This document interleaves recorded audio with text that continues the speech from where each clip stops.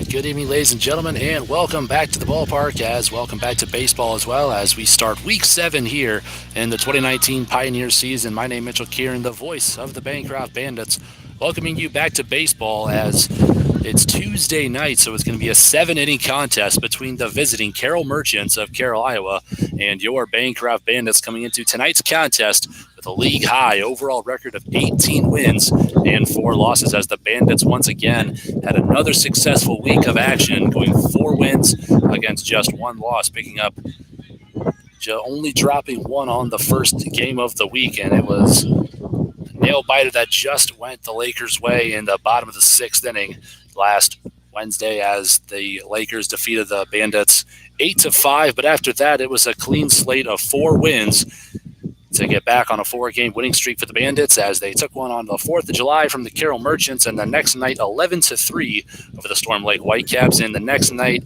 an absolute classic game which the Bandits came from behind as well as left the bases loaded in the bottom of the 9th with a winning run stranded at third for the Whitecaps, as they took one in 10 innings on the road 6-5, and then another nail-biter 7-6 victory on the road at Fort Dodge to bring us into tonight's contest. So we'll be once again seeing the right arm of Chris Crosby making his 5th start of the summer, as well as his 6th appearance, as he holds an overall record of 2 wins, just 1 loss, an earned run average of 1.89. Through 19 innings pitched, he's only given up 10 hits, 6 runs, only 4 of them earned, only walked 5 batters and hit 3, and he's struck out 29 through 19 innings. So without a doubt, Chris Crosby looking to make another solid start tonight, the right-hander out of Mississippi College down south. As offensively, the Bandits continue to climb to their potential, holding a team batting average of .316, as well as they smacked a lot of home runs last week, courtesy of Adrian Torres and Ivan Melendez, both with 2 each. So without a doubt, they're 19 team home runs now, as well as a new leader in a batting average with Daniel Hernandez, who had just a phenomenal week last week with multi-hit games every single day we had baseball last week. So Daniel Hernandez with now 30 base hits through 72 at-bats, holding an average of .417. So without a doubt, look for him to make another impact here tonight out of the leadoff spot, as well as Daniel Hernandez, the designated hitter tonight. So bumping back up to the 2-spot 2, Aaron Cowboy Mason put together a very solid week last week, which was highlighted by a 3-hit game this past Sunday. So he's got some momentum coming back with his bat, as he's just been consistently solid all summer long. 15 stolen bases, as well as a .373 batting average. So without a doubt, look for Mason and Hernandez to once again be a dynamic duo at the top of the order. And then once again, Adrian Torres and Ivan Melendez just been on an absolute tear in the 3-4 holes for the Bandits. However, we will be without Adrian Torres here through a 5-game stretch coming up very soon, as, well, only a kid, and he's going to a wedding. So without a doubt, some stuff we cannot live without, as well as next week, our very own Coach Kieran will be getting married on July 20th. So the Bandits are going to be without the Kieran duo for a couple of games. So we're going to have to try to find a way to bring you broadcasted baseball as well. But obviously, want to wish Michael Kieran and Caitlin Murphy congratulations on their marriage, as speaking on behalf of the best man.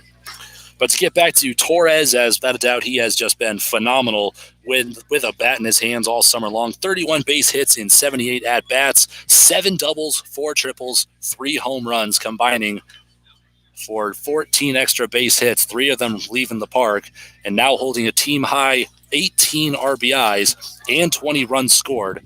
So without a doubt, Adrian Torres has been one of the most productive people in the batter's box all summer long. And right behind him, Ivan Melendez, joining just about a week or so after Torres came to Bancroft. He has been an absolute monster at the plate, 17 hits in 47 at-bats to have a .362 batting average, as well as a team-high 4 home runs and 14 runs batted in. So we're going to look for Melendez as well as Torres to tear it up, as basically up and down the lineup, it's anybody's ball game that has potential to be the man on any given night. As well, on the flip side for the Carroll Merchants, they have been putting together a lot of offense as of recently, as scoring 44 runs in the past 3 ball games and 38 runs on their home field at Merchants Park. But they're going to be on the road in a much tougher condition tonight against the right-handed pitcher Chris Crosby, as well as the fan base of the Bancroft faithful, which always likes to play an impact in each and every one of our home games. We're going to be seeing a different pitcher once again, not going back to the likes of Tyler Jacobson. We're now going to be seeing a different right-hander wearing number 9, Colton Detterman. So he'll be making his first appearance tonight against the Bandits, as well as we should be on the lookout for Ben Berg and Brendan Larkin, as we're speaking with Merchants intern Tyler Bruner. He said that Berg and Larkin were big factors in both of the games, which they scored 19 runs in each of them. So we're just a few moments away from the top of the first inning and the first pitch of tonight's 7-inning contest, coming to you live from Memorial Park, as provided by yours truly, Mitchell Kieran, the play-by-play voice of the Bancroft Bandits, reminding you to stay tuned for every home and away broadcast of Bandits baseball, as well as to like us on Facebook and follow us on Twitter for every scoring update, as well as everything baseball Bandits, including pre-game and post-game interviews and player of the game presentations, to stay up to date with everything happening around the league. But with that, when we come back, we'll let the PA announcer Travis Newman take over to introduce the ball game. But before that, let's go ahead and meet the starters. First, for the Carroll Merchants, entering tonight's contest with a second-place record of 9 wins and 13 losses. Leading things off at catcher tonight, number 3, the athletic Mike Wallace. And batting second in left field, number 4, Andrew Fay. Batting third, the designated hitter, number 8, Nick Supel. Batting cleanup, the third baseman, number 12, Ben Berg. Batting fifth, the first baseman, number 6, Brendan Larkin. Batting sixth, the second baseman, number 10, Ford Schroeder, a new Merchant we haven't seen in the lineup as of yet. Batting seventh at shortstop, number 18, Tate Johnson. Batting eighth, number 15, Chase Corton out of center field. And batting ninth, rounding out the lineup in right field, number 16, Reese Snyder. And once again, the starting pitcher for the Merchants, number 9, Colton Detterman. And now the starting lineup for your Bancroft Bandits with a league-high record of 18 wins and 4 losses, led by head coach Michael Kieran and assisted by Jacob Van Vactor, a duo out of Valley City State University. Leading things off at the designated hitter position, number 22, Daniel Hernandez. Batting second in right field, number 11, Aaron Cowboy Mason. Batting third in center field, number 4, Adrian Torres. Batting cleanup at first base, number 34, Ivan Melendez. Batting fifth at second base, number 30, Miguel Miko Soto. Batting sixth behind the dish, number 35, Bobby Galindo. Batting seventh at third base, number 18, Tommy Reyes Cruz. Batting eighth at shortstop, number 12, Sean Ross. And batting ninth in left field, number 6, Dakota Coco Kennedy. And on the mound, the right-hander out of Mississippi College, number 25, Chris Crosby. So we'll be back really shortly with the PA announcer Travis Newman to introduce the ball game. Coming to you live from Memorial Park, you're listening to Bandits Baseball.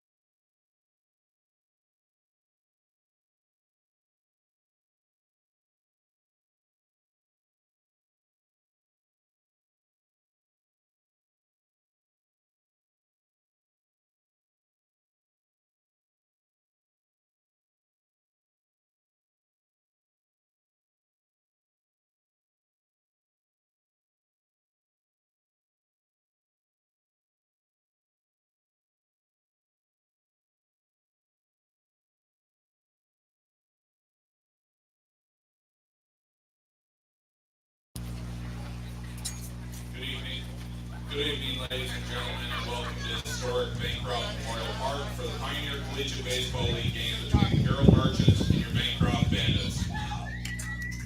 Our game today is sponsored by Central Financial Services. We would like to welcome Central Financial Services employees and friends to the Bandit game. Our first 100 paid admissions receive free popcorn from Bob Bolin Ford.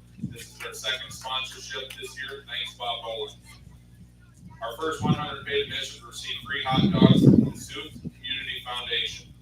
Thank you to our sponsors. They help us bring Bandit baseball to Kasuth County. Tonight's game is a 7-inning game. We hope that you have a safe and enjoyable experience at tonight's game. Please be responsible, respectful and courteous to others so that they can share the fun and excitement that is Bandit baseball. The stadium will be a fun and exciting place to run and explore for our smaller fans. We ask that fans keep an eye on your children at all times. Climbing on or under the bleachers, running through the walkways, or jumping on the seats may be dangerous, so we ask that fans please treat these areas properly. For those fans visiting Bancroft Memorial Park for the first time, smoking is prohibited in all areas of the stadium. We ask that all smoking take place outside the gates. Thank you for cooperation in this matter. Restroom areas are located just north of the entrance area. The concession stand is located next to the entrance. Wristbands are required for anyone purchasing or drinking alcoholic beverages. You must be 21 to purchase or consume alcohol. You'll get wristbands at the concession stand. Next to the third base dugout, you'll be able to purchase your favorite Bandit merchandise. You can also purchase your Bandit merchandise at the silent station in Bancroft. Please return all foul balls to the concession stand area. Receiving foul balls have been used at the concession stand. We need all foul balls returned so the game can continue. Thank you for your cooperation. All proceeds, including sales of food and beverages, along with merchandise, will be used to improve Bancroft Memorial Park. Be sure to hold on to your raffle ticket receipt at the gate and maybe a lucky winner during tonight's game. Celebrate your special day with us. Let us know that birthday, anniversary, or special accomplishment will be happy to announce during the game.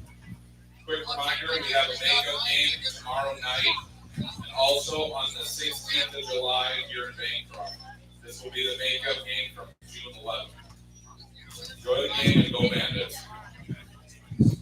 Tonight's lineup, leading off for the Merchants, catcher number 3, Mike Wallace.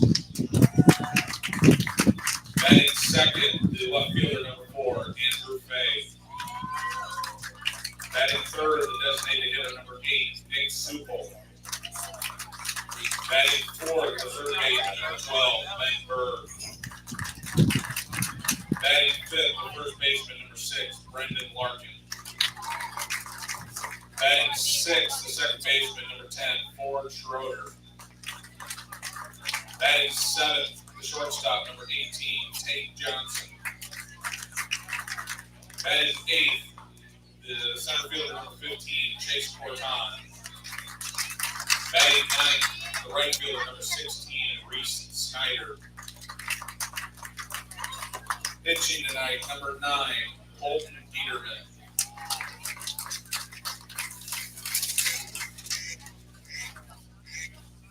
And now your lineup for your Bancroft Bandits. Leading off, designated hitter number 22, Daniel Hernandez. Batting second for right fielder number 11, Aaron Cowboy Mason. Batting third, the center fielder number 4, Adrian Torres. Batting fourth, the first baseman number 34, Ivan Melendez. Batting fifth, the second baseman number 30, Miguel Nico Soto. Batting sixth, the catcher number 35, Bobby Chancho Galindo. Batting seventh, the third baseman number 18, Cami Tomito Reyes Cruz. Batting eighth, the shortstop number 12, Sean The Rock Ross. Batting ninth, the left fielder number 6, Dakota Coco Kennedy. Pitching tonight, number 25, Chris Crosby.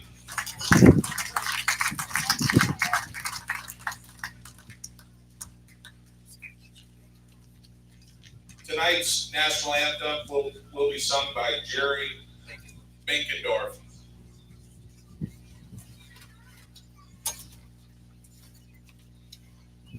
Oh, say, can you see by the dawn's early light what so proudly we hailed at the twilight's last gleaming, whose broad stripes and bright stars through the perilous fight o'er the ramparts we was were so gallantly streaming, and the rocket's red glare, the bombs bursting in air, gave proof through the night that our flag was still there.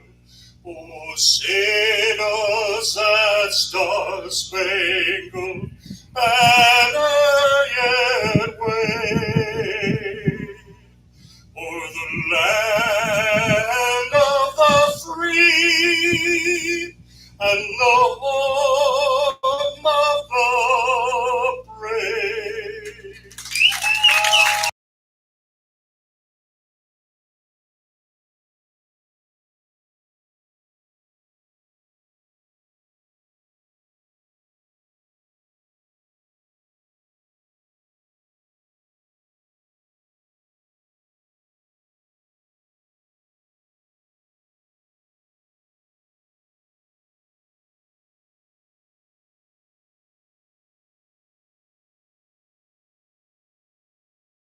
So welcome back to baseball as we're back here at Memorial Park following the national anthem. We got a quick first pitch. And then we're set to go here from Memorial Park with Chris Crosby to start things off on the mound. Once again, a 2-1 overall record, a 1.89 ERA, and 29 strikeouts through 19 innings of work thus far this season, as Crosby was tagged with his first loss this past week against Albert Lee. Just wasn't quite his best start, but I believe he was able to get right back on the right track coming in relief against that win against Storm Lake, shutting things down for 2 innings of work to obviously get that confidence back and regain some composure. And I believe he's set and ready to go against the Merchants tonight, as the Bandits hold an overall record of 3 wins and just 1 loss against the Merchants so far this summer, as they were able to take 2 wins on the last 2 times we saw their stud pitcher Tyler Jacobson. And since we got a fresh arm, there was a 9-0 victory on 4th of July. So the Bandits looking to obviously get a good start offensively, hopefully against a new right-hander, Colton Detterman. For Carroll, it's going to be the exact same 1 through 5 hitters that we saw all summer long thus far, with Wallace, Fay, Supple, Berg, and Larkin. Each of those guys very talented at the plate, but if we can do a good job shutting them down, there should be no trouble for the Bandits trying to pick up their 19th win on the summer and extend this winning streak to 5 games, hopefully. So the Bandits tonight could be in the purple uniforms with the white pants, and Carroll in the blue and gray. Saw great work all week long from the catcher Bobby Galindo last week. So let's hope he's ready to go here tonight, as he's done a great job executing as well as being on the same page with all his pitchers, as well as knocking down a lot of pitches. And if he makes a mistake, he swallows it very early. He's a very tough player and an athlete behind the dish tonight. So Wallace strolls to the plate as we're just about set for the first pitch here tonight from Memorial Park. As Mike Wallace, a pretty solid contact hitter and a speedster if he can get on base. So let's see who picks up momentum early on here tonight, as Crosby with the offering of the first pitch. Fastball outside, we're underway with ball 1.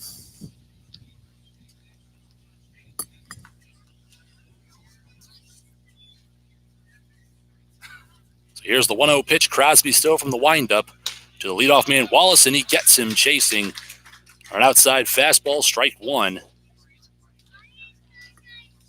Not quite chasing on the outside part of the plate, nevertheless. It blows a heater past Wallace there to even things up 1-1. Crosby right back from the windup, Third pitch of the at-bat, and down the middle, but below the knees for ball 2. So Crosby trying to get set and familiar with the zone early on here to the leadoff batter. The 2-1 pitch is swung on and chopped the other way, foul. And we've seen a 4-pitch at-bat here in a 2-2 count.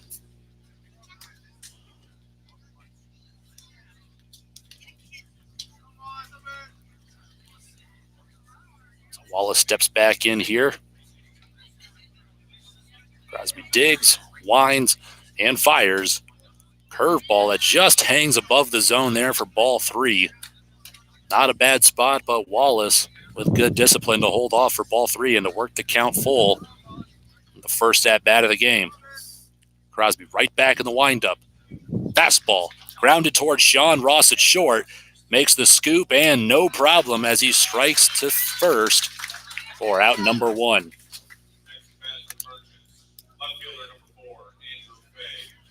So a good battle to start things off here between the Bandits and Merchants. And it's 1 down, nobody on. We're going now to the second hitter, number 4, the left fielder, Andrew Fay. The thing is about these Merchants is that their offensive lineup has been pretty consistent all summer long, but you see a lot of defense flexibility as Andrew Fay playing all over the outfield and infield. Last time he was at shortstop, this time he's at left, but he's going to swing on the first pitch as he flies out to Adrian Torres in center. No problem there. We got an early beer batter here tonight with the designated hitter, Nick Supple, as he fell victim to 3 strikeouts, courtesy of Austin Wild Thing Atwood, his last time at Memorial Park, as we'll see Atwood on the mound tomorrow night in a home game makeup day against the Alberley Lakers. Once again, 7-inning action coming to you live tomorrow night from Memorial Park. And Crosby, first offering for a strike 1 slider, Supple just looks at. So Nick Supple, the DH and 3 batter here for Carroll, as Crosby with a quick offering of the 0-1. Second pitch, a curveball for strike 2. And Nick Supple quickly falls down in the count, 0-2. After Crosby gets 2 Merchants to bat themselves out here. Let's hope for an effective 1-2-3 inning as Crosby with the 0-2 pitch and a defensive swing as Supple digs this one out of the dirt and flicks it the other way, foul. So now Supple trying to expand the zone here after looking at strikes 1 and 2. Goes down on a cricket pitch there. Count still 0-2. Here's the 4th pitch of the at-bat, and Supple once again flicks another one to the right side, foul. Bending over here, just throwing the tip of the bat. Somehow just making contact there as Crosby shakes off a pitch. And here's the windup. And a slider that almost gets Supple there. He ducks out of the way. A little bit of chin music there for ball 1. Supple still down in the count, 1 ball to 2 strikes. But he's drawing the 6th pitch of the at-bat here as Crosby shakes off a couple pitches. And he winds and fires. Fastball away, ball 2.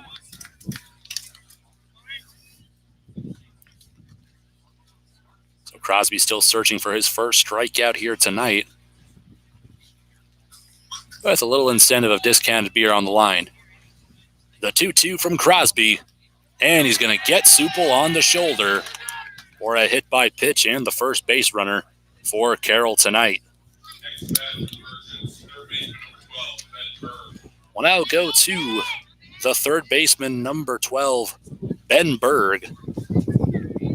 The cleanup batter, as he's been on a pretty impressive streak at the plate as of late for Carroll. A big part of their offense, providing 6 RBIs in this past Sunday. First pitch to Berg, and he hums a fastball for strike 1 from Crosby. Nice pitch right there in the outer half of the plate and an 0-1 count. Crosby now out of the stretch. He quickly comes set. Kicks and fires the 0-1 as Berg with a chopper towards short, and Sean Ross with no problem will just step on the bag And that'll do it for the Merchants as they retire in 4 batters. No runs on no base hits and 1 hit by pitch. We'll go to the bottom of the first. Here come the Bandits up to the plate as we're still scoreless in the middle of the first inning.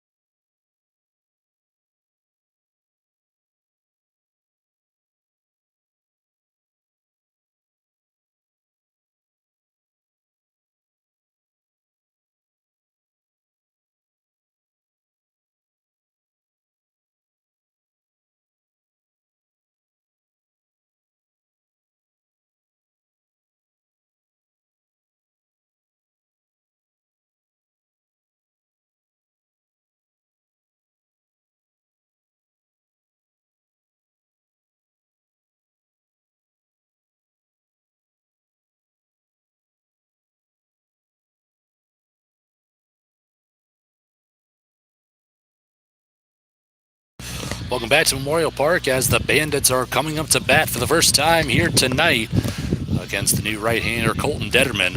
As we lead things off with Daniel Hernandez, now the top hitter on the Bandits team with a .417 batting average, coming off a white-hot week at the plate in the leadoff spot. So Hernandez to get things going early out of the gates here for Bancroft as the first pitch taken for strike 1. So let's hope he gets the timing down there.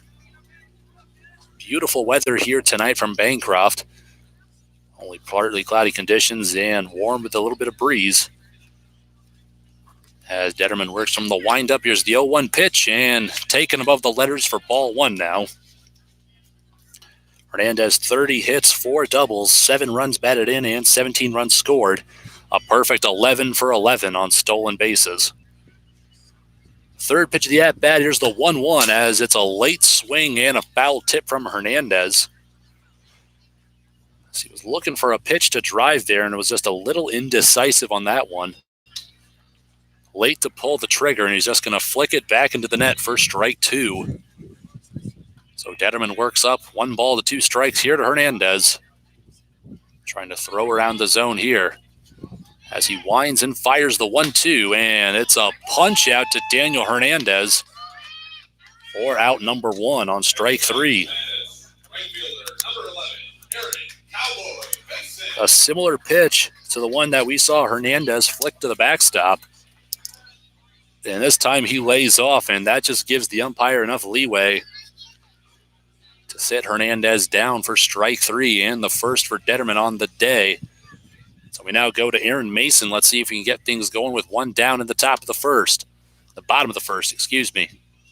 First pitch, and Mason takes this one the other way. It's hit high and deep, but it's going to hang up in the air long enough for Reese Snyder to track it down and make the grab for out number 2 in 1 pitch. So now 2 down, nobody on base, and we'll go to the 3-hitter Adrian Torres. The reigning player of the game. He was a perfect 4 for 4 at the plate as well as drawing 2 walks and drove in 4 runs on a double and a home run. So let's hope that momentum from 2 days ago can carry over for Adrian Torres into this week. Batting .397. First pitch taken low and outside for ball 1.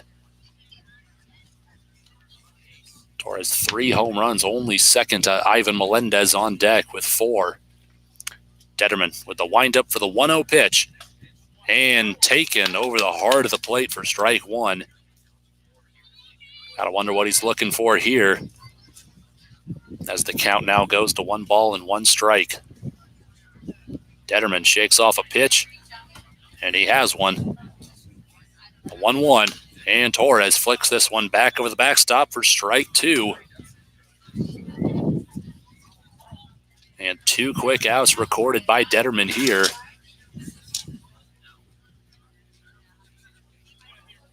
After the Bandits put runs on the board in the very first inning in the past 3 games. There's the 1-2 pitch to Torres, and it's roped into right field, but it's going to die early for the second baseman, Ford Schroeder, to make the grab, as Torres with a soft line drive out to second for out number 3, as the Bandits are put down 1-2-3 in order.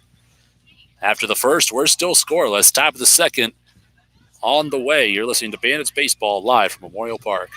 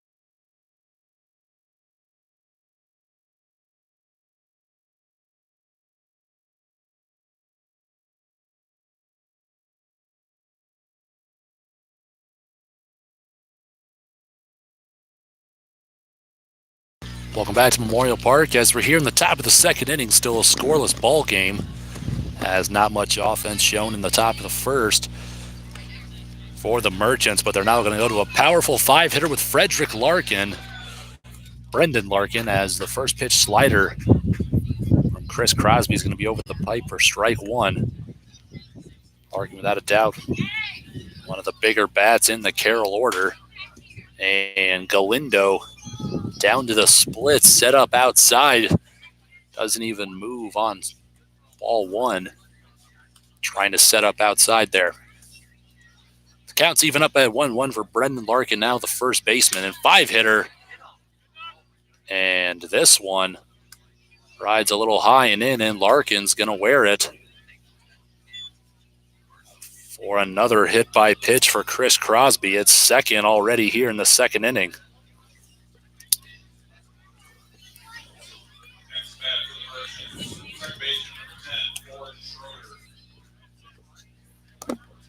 So now Crosby still looking for out number 1 with the first runner put on by a hit by pitch.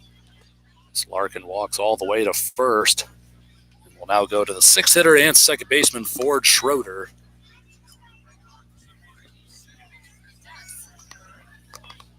First time we've seen Schroeder in the lineup for Carroll this season, as head coach Cody Williams giving signs from third. And Crosby going to have to go back from the stretch here. Still nobody down. And 1 man on first. Crosby from the stretch. A fastball missing low and outside for ball 1.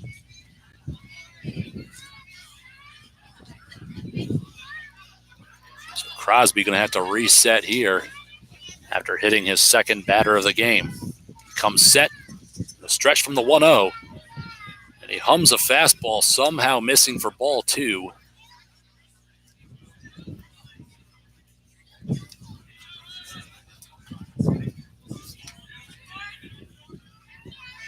Comes set for the third pitch of the at-bat, the 2-0 to Schroeder. And that one might have been a few inches off the plate, but it's going to be on the outside zone for strike 1, a hittable pitch.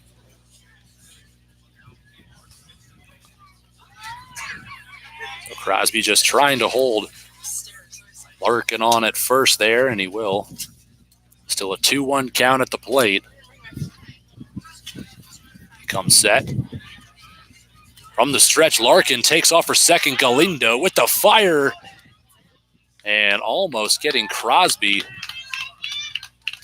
Somehow Larkin steals second after sputtering on the jump. And it's a stolen base and ball 3. So now the first run of the ball game in scoring position.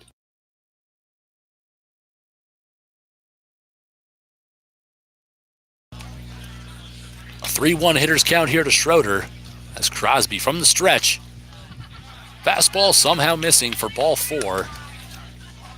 And 2 runners put on early on free 90s, and we're going to see a mound visit from Coach Van Vactor.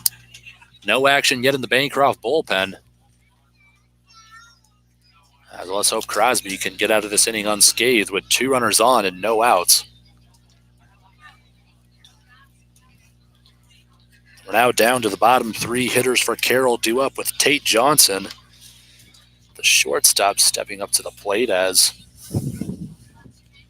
he's gotten quite a few hits off the Bandits thus far, as well as he's played very solid defense from the likes that we've seen him at shortstop.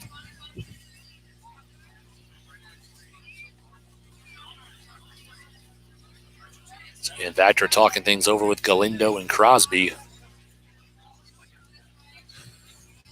Let's hope some adjustments can be made and 3 outs can occur before the first run for the visiting Merchants of Carroll. So the left-handed batter Tate Johnson steps up to the plate here. Middle infield back, corners in, Melendez on the grass. Crosby looks to runners as Johnson tries to show bunt, and a fastball missing low. Carroll trying to orchestrate the first run of the game by advancing both runners into scoring position.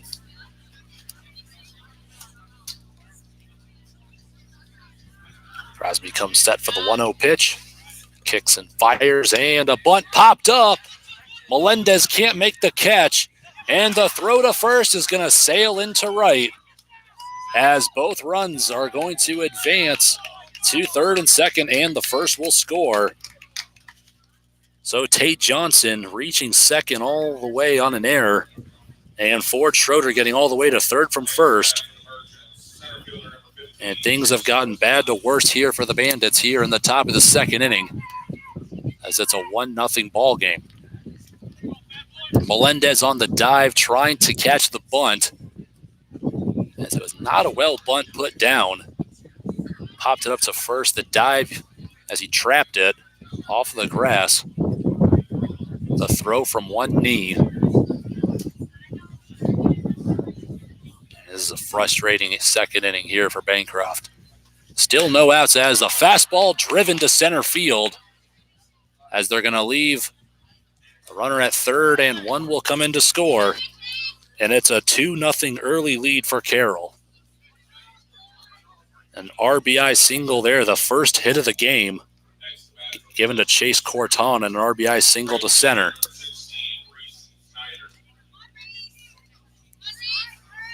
So this is not looking too good here out of the gates for Bancroft. Crosby, 1 unearned, 1 earned. And it's 2-0 still, nobody out here. And we're down to the 9-hitter, Reese Snyder, top of the order on deck. So runners at the corners now. Crosby just throwing over to first, not in time. Crosby desperately working for out number 1 here. Fastball missing upstairs, and it's a delayed steal from Chase Corton, as Galindo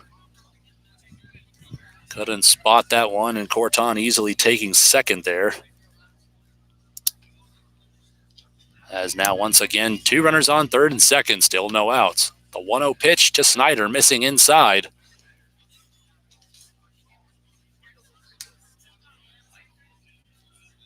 Just a domino effect here for Carroll.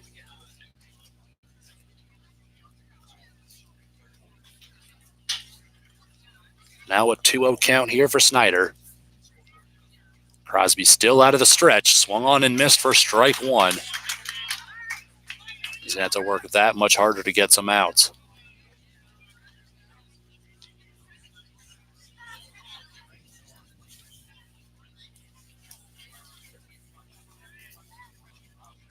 The 2-1 from the stretch. High and outside, ball 3.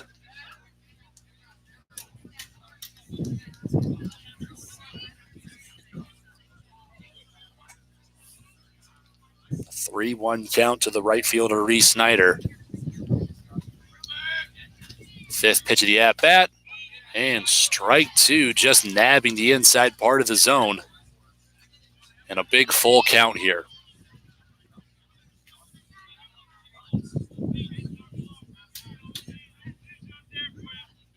The 3-2.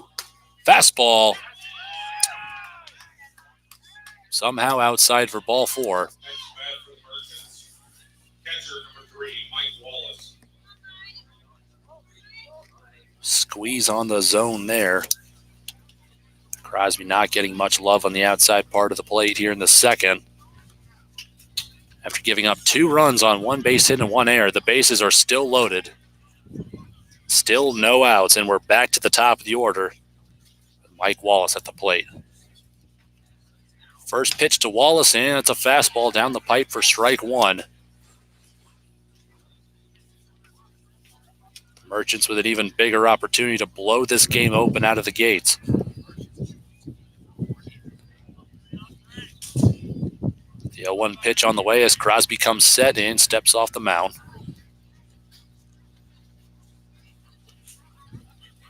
Back on the rubber here. Runners take their leads. Kicks and fires the 0-1 pitch as Wallace pops it up out of play. Foul for strike 2.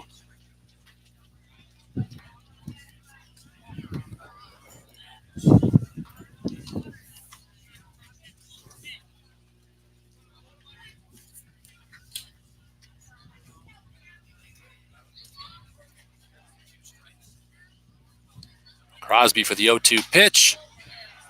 Not sure where that's missing, and Crosby just getting nothing on the outside part of the zone. He buckled Wallace there on the outside part of the plate with a slider. So he just holds off, and he could have sat him down in 3 pitches. Nevertheless, here's the 1-2, and that'll do it on a late swing and a miss for strike 3, and finally out number 1.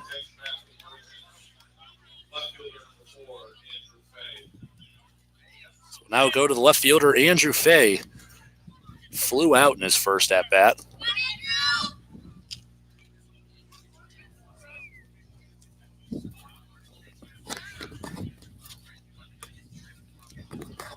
Base is still loaded. 1 hard hit ball could be dangerous here for the Bandits.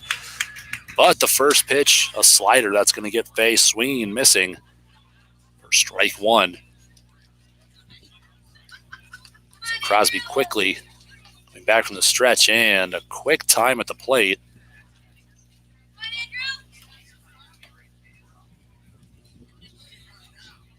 So now we're set here for the 0-1 pitch from the stretch. Upstairs, ball 1.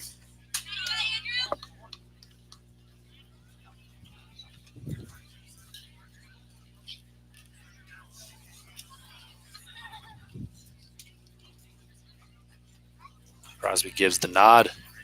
A 1-1 pitch here with 1 down and a slider over the heart of the plate for strike 2. Good pitch there as Fay lays off. Steps back up to the plate. 4th pitch of the at-bat on the way. A 1-2 count. 1 down. Base is still juiced. Crosby comes set. As he fires and just a flick of the bat and a piece of it to the backstop. Hold the count here at 1 ball, 2 strikes.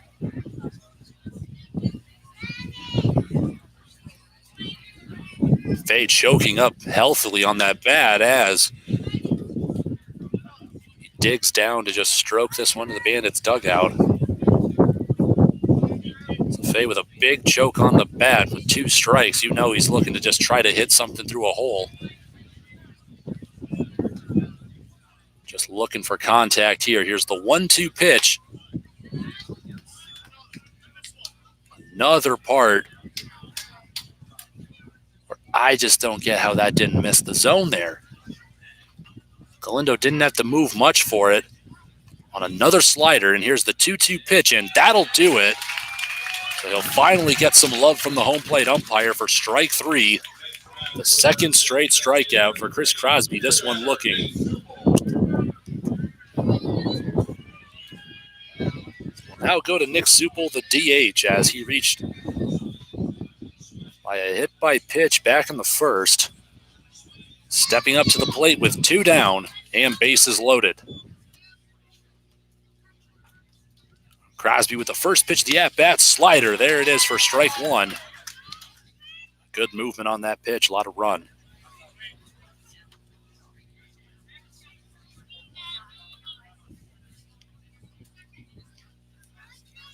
Crosby comes set in the stretch.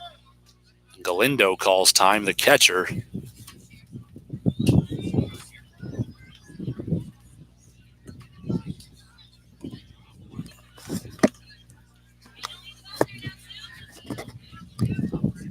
The 0-1 pitch swung on and sharply fouled out of play straight back.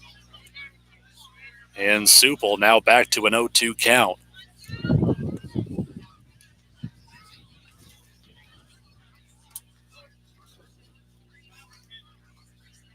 Quickly fires the 0-2, and that'll do it in 3 pitches as Supel goes down swinging. As Crosby strikes out 3 batters in a row to get 3 outs.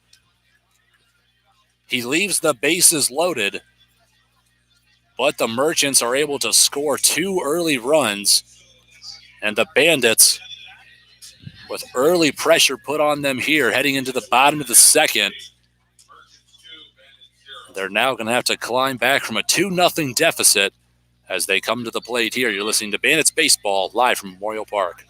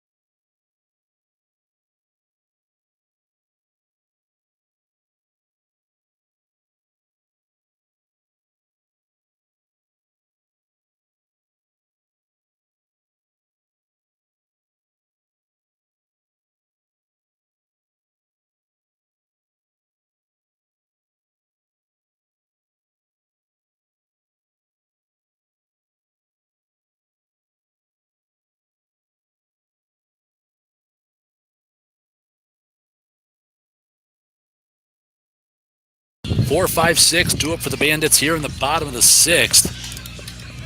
A lot of ball game left, but the time sure would be nice if it were now for the Bandits to try to add some offensive support after the Merchants nearly bat through the order in the top of the second and make it a 2-0 ball game as the first pitch from Colton Detterman going to skip in the dirt to the backstop as he starts Ivan Melendez off with ball 1. Melendez, a .362 hitter with 4 home runs, a team high, as well as 14 RBIs. Let's see if you get things started here as he leads things off with a big swing to deep left, and see you later! A leadoff solo bomb, home run number 5. Ivan Melendez with a big start to the second inning. It's now 2-1. Bandits cut the lead in half. The 1-0 pitch, and Melendez hits the ball as hard as you could possibly imagine. It's a line drive launch angle, but that one got out of here in a hurry. And just like that, The Bandits are on the board. It's now 2-1. Let's hope that's the spark that could ignite the fire to an offensive run here. Bandits still needing one to catch up. The tying run at the plate with Miguel Miko Soto.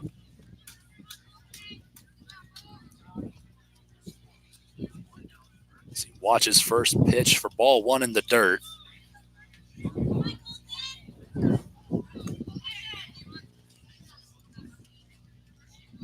Here's the 1-0 from Detterman. Swung on and roped down the third base side, but foul. As Miko Soto, a .298 hitter, having 17 hits and 57 trips to the plate, 1 home run, 2 doubles, 10 runs batted in, and 7 runs scored. He does hold an on-base percentage of .412. So Soto, without a doubt, a gritty hitter, as well as a pretty good second baseman for the Bandits.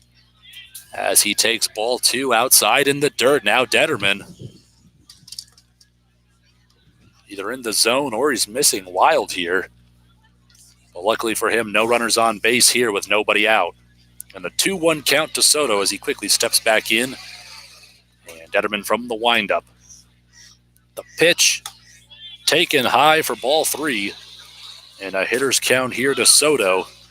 So far, a pretty solid start for the Bandits here in the bottom of the second. Still some catching up to do. 2 runs for the Merchants, only 1 of them earned.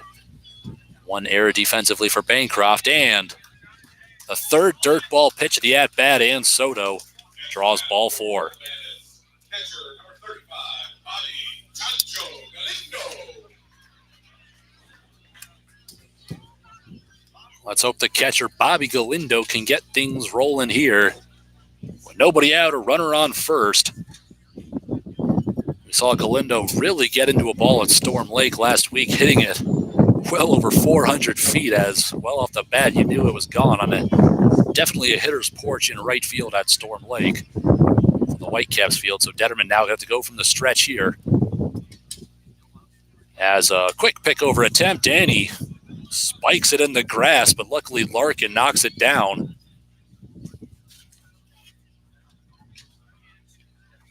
Detterman showing some slight signs of some control issues. Missing a lot of pitches in the dirt to start off the second, and almost a pass ball and a pickoff attempt. As another dirt ball pitch here for ball 1.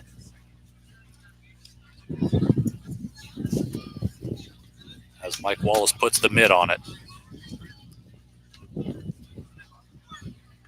Bobby Galindo, only a .250 average, but 2 big home runs, 11 runs batted in. Does, however, hold a .434 on-base percentage, so you know Galindo a tough player, and he will find ways on base. So the 1-0 pitch to Galindo, taken upstairs, ball 2. Coach Kieran giving some signs from third base. Gotta wonder if the green light's put on for Soto. 5'8" second baseman, only 2 stolen bases on 2 attempts so far this summer. A 2-0 hitter's count to Galindo. He shows bunt and pushes it third base side. A beautiful bunt laid down to throw from Detterman. Somehow on a 1 hop to the bag. Caught for out number 1, and Detterman ought to be thanking Larkin for 2 picks on the same at-bat.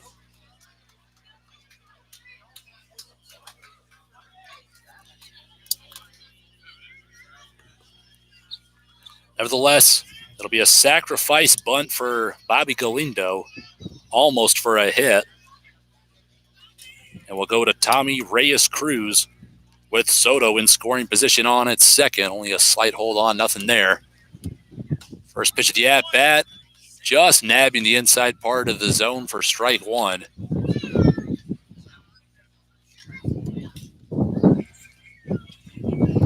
So far, the strike zone a little inconsistent, as we saw Chris Crosby getting squeezed on a lot of pitches in the second, so let's hope it's at least 2 ways. Here's the 0-1 to Cruz, missing high for ball 1.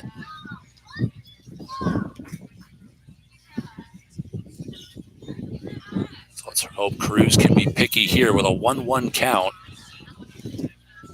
Detterman still working out of the stretch. Shaking off a couple pitches. He comes set. And the 1-1. Cruz digs this one out, and it's down in the infield, but the throw from Larkin will be in time for out number 2.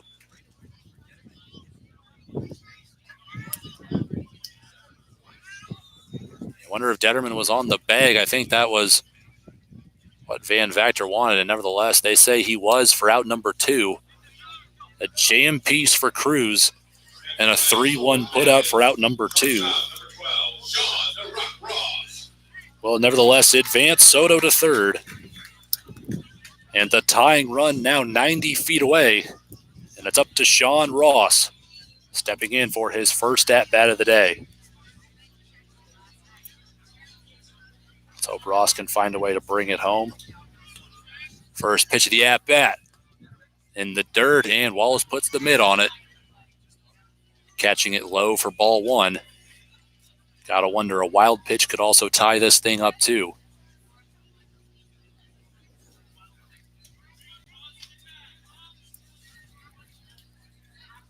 So Sean Ross with a few games put together with base hits in each of them. As an off-speed, going to get away from Detterman there. And now a 2-0 count, so 2 pitches well out of the zone by Detterman. Still only putting 1 runner on through 8 faced. A 2-0 hitters count here for Ross. Detterman back from the windup. The 2-0 pitch. Upstairs for ball 3. 3 straight balls to Sean Ross. And Coach Kieran says just be picky. Looking for 1 pitch. Maybe you can drive it. But nevertheless, 1 pitch. You don't want to be chasing at anything here with a 3-0 count. Detterman still from the windup. Missing for ball 4. Ross walks in 4 pitches. We now got runners at the corners for Dakota Coco Kennedy. Dakota Coco Kennedy steps up to the plate now. Sorry for butchering that name. And it was a big week for Coco Kennedy, earning player of the game on the 4th of July game against Carroll. So you know he hits the Merchants well, as he padded his average all the way back to 289, hitting his first home run of the week last week.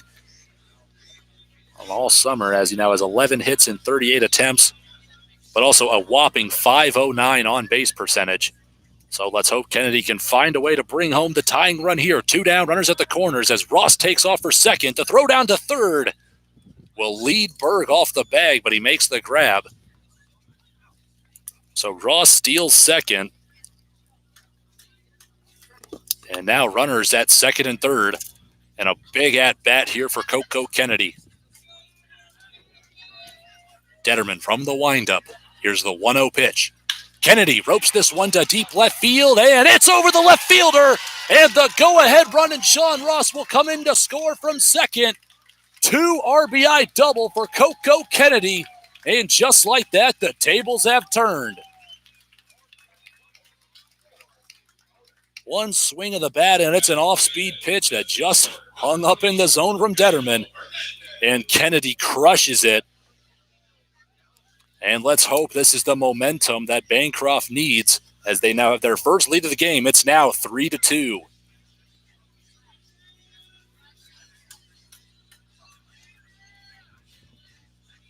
And I'll go back to the top of the order with Daniel Hernandez. Struck out looking back in the first. Let's hope he's ready to hit this time, as that is a questionable call there for strike 1 nevertheless. Low and outside, nearly in the dirt, riding the chalk. This is an inconsistent zone, if you ask me.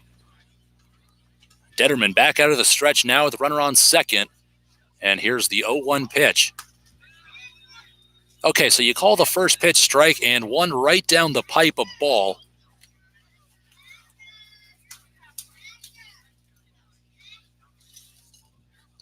I question the consistency here. It's a 1-1 count with 2 down. Detterman from the stretch as Kennedy takes off for third. And a late swing and foul ball tip from Hernandez.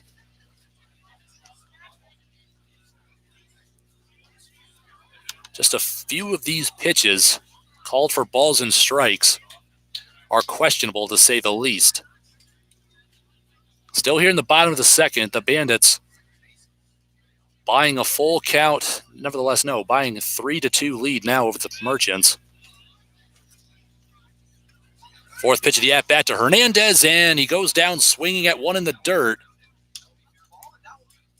And the catcher, Mike Wallace, with a strike to first as Hernandez strikes out 2 times in his first 2 at-bats here. But nevertheless, a solo home run from Ivan Melendez puts the Bandits on the board. A couple of other runners walk, and a big swing from Coco Kennedy to put the Bandits on top 3-2 as we head to the top of the third inning from Memorial Park. You're listening to Bandits Baseball Live.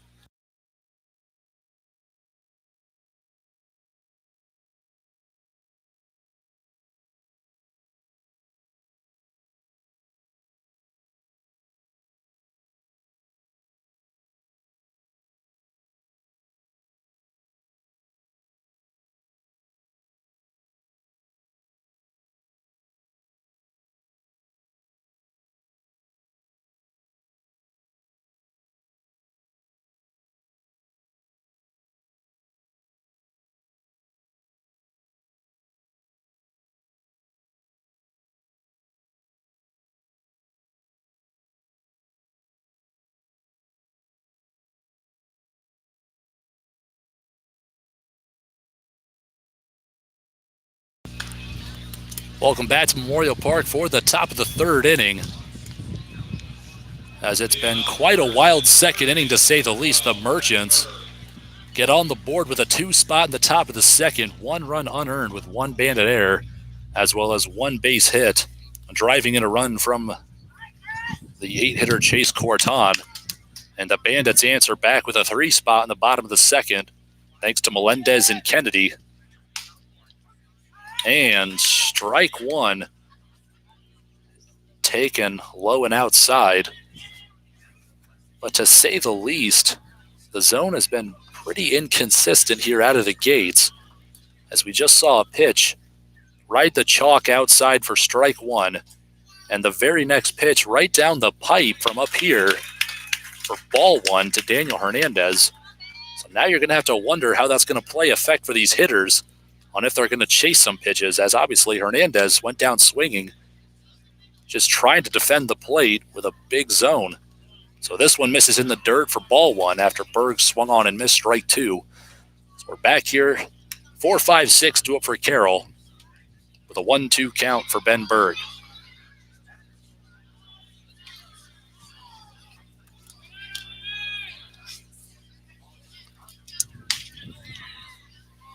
Somehow that one misses for ball 2. I'm just slightly baffled on how some of these pitches are called for balls and strikes. A 2-2 even up count here for Berg now. Crosby fires, and Berg throws everything at it but the bat on a slider. I don't even know how you don't just give that pitch to the pitcher on execution with 2 strikes. A full count now for Berg. Crosby from the windup. This one, he digs it. A low pitch swung on and hit to left as Berg leads off with a full count single to left field. Next to bat for the Merchants, first baseman number 6, Brendan Martin. So Berg with a good 2-strike approach there. Somehow finds the barrel by throwing the end of the bat at it as he finds himself on first base with nobody out. And Brendan Larkin, the first baseman, up to the plate. Larkin got down to an 0-2 count and then wore one off the shoulder. He reached base by hit by pitch and scored the first run of the game. And he swings and misses for strike 1. Crosby now going out of the stretch.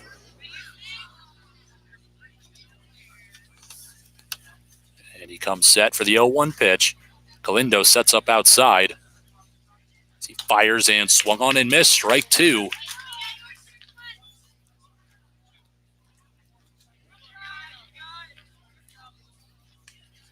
So I said it's probably got to be tough for the hitters now to try to expand the zone, not leave it in the umpire's hands. You got to wonder how tough it's going to be on Crosby Bird takes off for a second. He swings and misses for strike three. The throw. In time. A double play there. Strike three and thrown out at second by Bobby Galindo. And one pitch creates 2 outs here for the Bandits.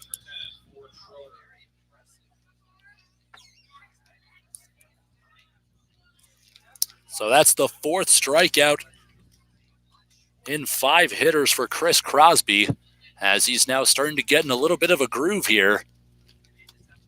And he now goes to the 6th hitter, Ford Schroeder. And this one will miss outside for ball 1. Schroeder, a right-hander. This is the first time we've seen him all summer long in the Carroll lineup. Crosby back from the windup and missing for ball 2. Galindo down to one knee. Kind of a semi-split position there, as we've seen very productive work all summer long from both our catchers Galindo and Boggs, a healthy mix of the duo. 3rd pitch of the at-bat swung on and missed. Crosby gets that one for strike 1. Now working with a 2-1 count, he quickly goes for the delivery.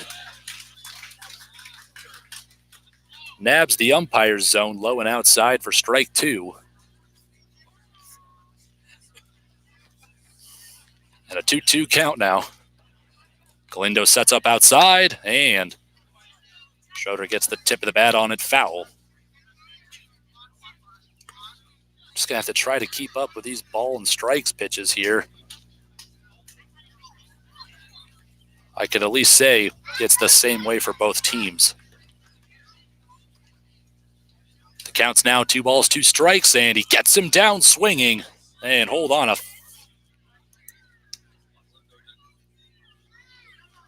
looks like Galindo couldn't make the grab. A foul tip that looked to go back into Galindo's mitt from up here. Looks like he dropped the ball. And we're still alive in the count, 2-2. Schroeder chases another one, foul. And we're locked in quite a battle here for Ford Schroeder.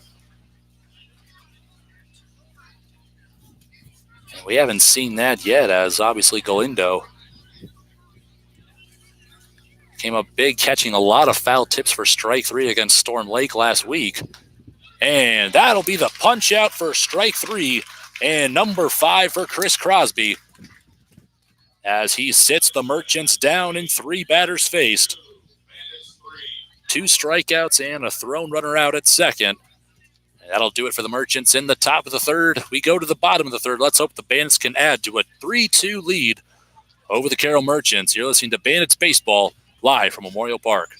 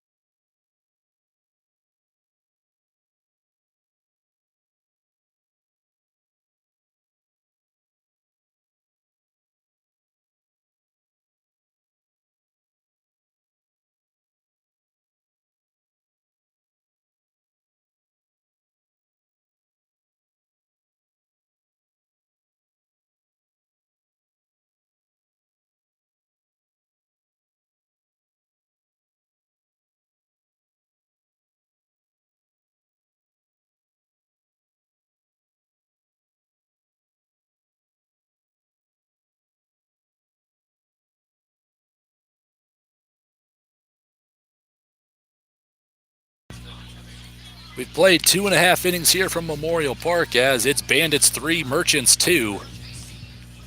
As right now, the Bandits with a league-high 18 wins, and the 2nd and 3rd place teams, Carroll and Fort Dodge, only combined for 17 wins each. So it's starting to take shape a little like last summer, where it was Coach Kieran coaching for the Albert Lee Lakers, having 30 wins heading into the postseason. And every team below Albert Lee with a record below 500. And right now with Bancroft at 18-4, and right behind them, Carroll at 9-13. It's starting to take shape just like that. So 2-3-4, the heart of the Bandits order due up here in the bottom of the third. Aaron Cowboy Mason, a hard hit, fly out to right in his first trip. He takes the first pitch low and inside for ball one. So Mason, without a doubt, a solid hitter out of Doane University. 373 batting average. Really hit some of these balls hard as he hits this one right back up the middle, but a healthy shade towards a rover position for the second baseman, Ford Schrader, almost in perfect place to make the play for out number one on a 4-3 putout. He was camped up almost directly behind second base on that one. Just a slight pull side shift on Aaron Mason. So he hits into that defensive alignment perfectly there. We now go to Adrian Torres, softly lined out in his first trip. Let's hope the Bands can find ways to add here with one down. First pitch of the at-bat. Taken for ball one. Perhaps it broke a little low there. Looked like it crossed the inside part of the plate. You just can't trust this zone tonight. If it's close, try to put a good swing on it. The 1-0 from the windup, and Torres lays off for strike one, and Torres looks confused by that call himself. Quickly step back in here. Count locked at 1-1. One down, nobody on base.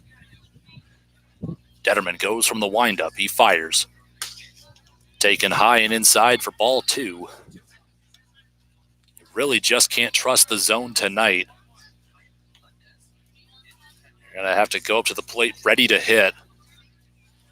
But Detterman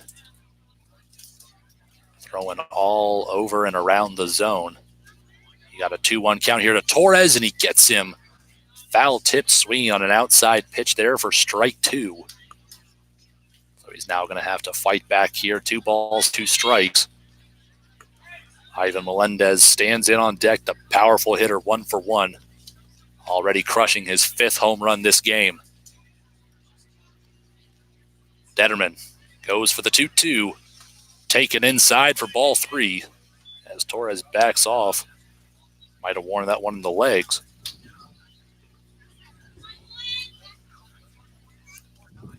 Torres works the count full here with Colton Detterman.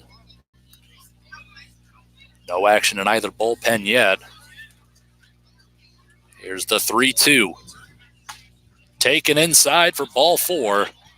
That's the 3rd walked batter for Detterman here as Torres reaches base with one down. So let's see what Ivan Melendez can do with a runner on first. As he got the momentum started with a big solo shot over the left field fence. Now make it a team high 5 home runs on the summer. And now it's not hard to see why he hit 17 of those things this past spring at Odessa College. Torres takes off on the first pitch for second. The throw not in time. Torres easily steals second.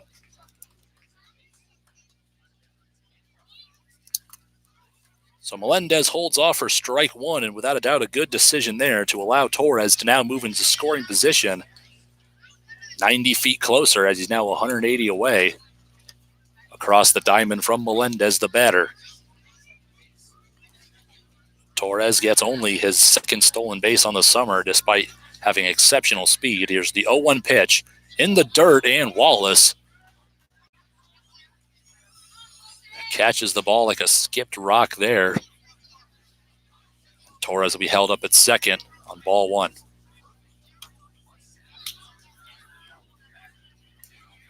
So without a doubt, with one down, I don't think Melendez ever bunted a ball in his career, and rightfully so with all the power he possesses on the right-handed side. Detterman comes set for the 1-1 pitch. And he goes to the plate. And Melendez with a big swing and a miss there. He wanted to get all of that one. And Detterman gets Melendez out front with a curveball there for strike 2. 1-2 count now to Melendez. Soto on deck.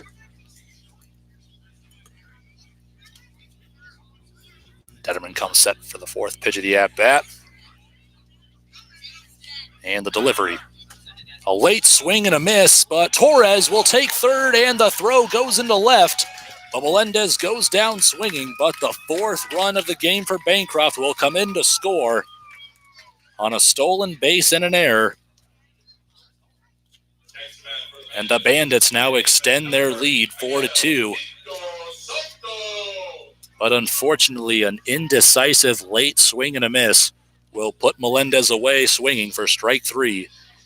At out number 2, the bases are empty once again, with Miguel Mico Soto stepping up to the plate, 0 for 0 with a walk and 1 run scored.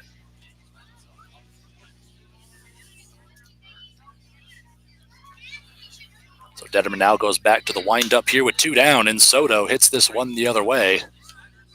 Should drift out of reach, it will. Foul ball.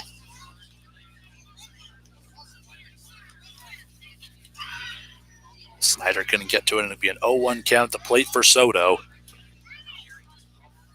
298 hitter, 412 on base percentage.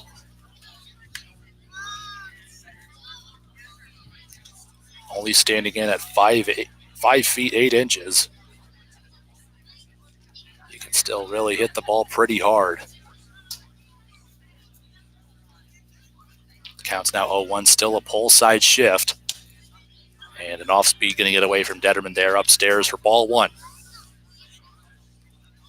So these Bandit hitters should be able to identify if it's going to be a hittable pitch early, as Detterman's either in the zone or he's missing well out of the zone. They'll go back from the windup, a deep breath for a 1-1, and in the dirt for ball 2.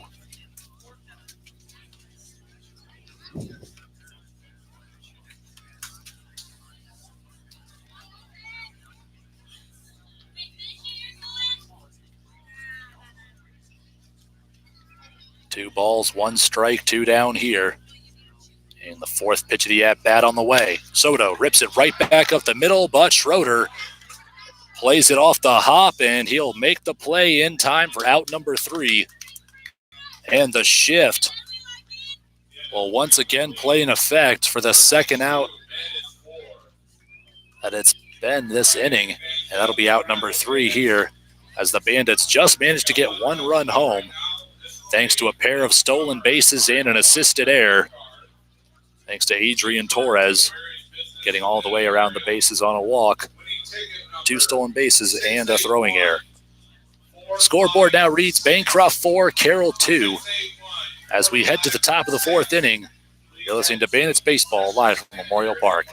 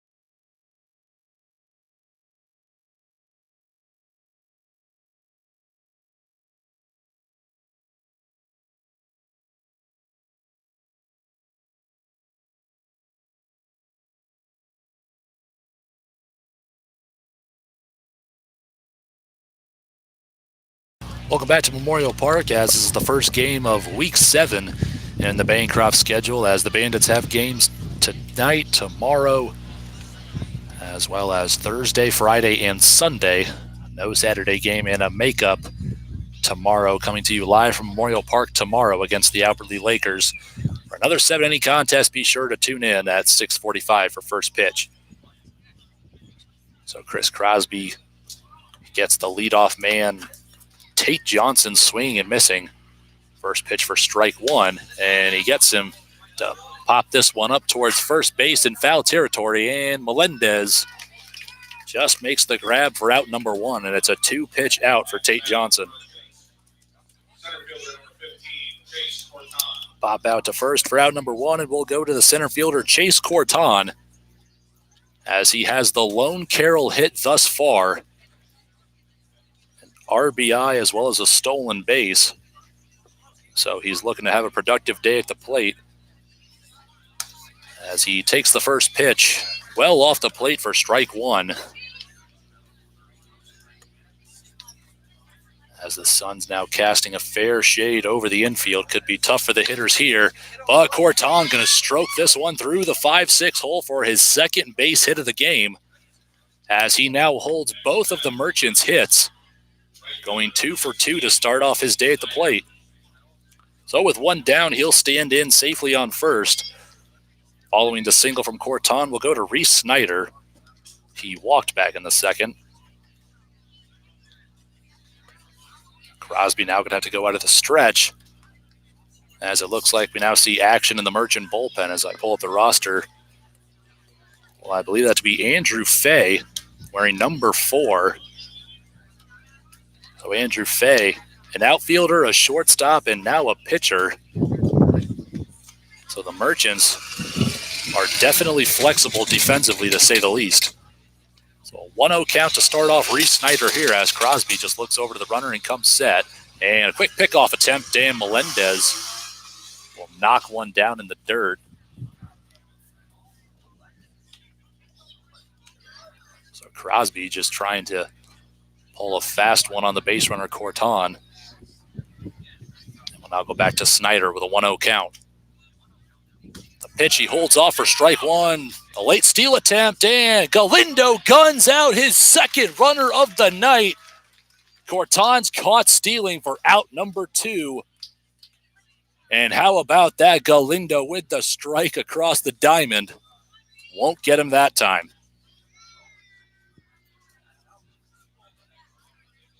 And just like that, we have 2 away, and Crosby can go back from the windup. And he gets Snyder to flick this one out of play. A foul ball.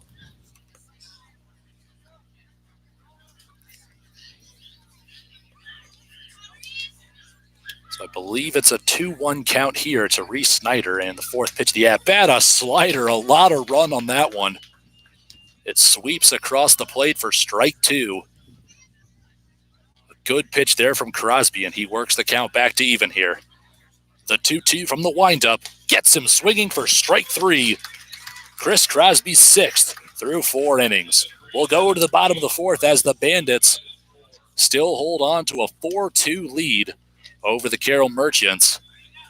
And it certainly wouldn't hurt to add here. The bottom of the 4th on the way. You're listening to Bandits Baseball live from Memorial Park.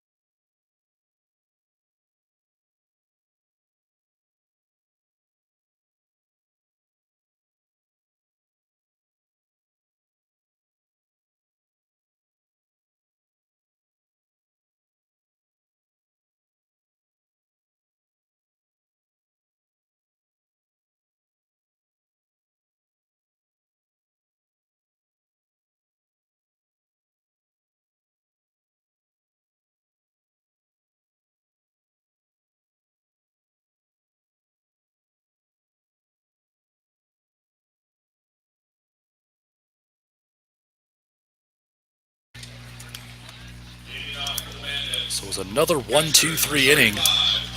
Actually, back-to-back 1-2-3 innings for Chris Crosby. So now he's starting to get comfortable out there on the mound. After just a slight hiccup on the scoreboard, that results in 2 runs in the second. And we're back here in the Bandits at the plate. 6, 7, 8 due up in the order And we'll lead things off with Bobby Galindo. Had a sack bunt that almost stretched out for a hit in a second as he laid a beauty down the third base side. Now he gets the green light to swing away here, but he's going to hold off for strike one. A slider there from Detterman. So out in left field, as we know, we have Andrew Fay on standby. We saw him starting to warm up back in the top of the fourth. Here's the 0-1 to Galindo, and this one will miss below the knees for ball one.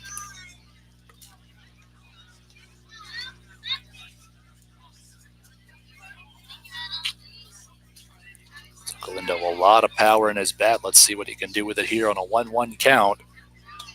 He's well ahead on an off-speed pitch there for strike two. Swung on and missed.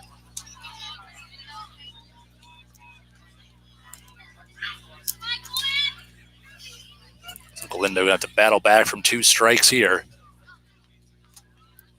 Detterman takes his time calling a pitch there, not quite on the same page as Wallace, and Galindo will call time. Galindo steps back in here, 1-2 count.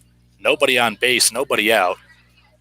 To the leadoff man, and here's the delivery. With 1-2, Galindo strokes this one to straightaway center as it's hit deep and it's down on the warning track, and Galindo rounds first with a stand-up double to lead things off for Bancroft in the bottom of the fourth.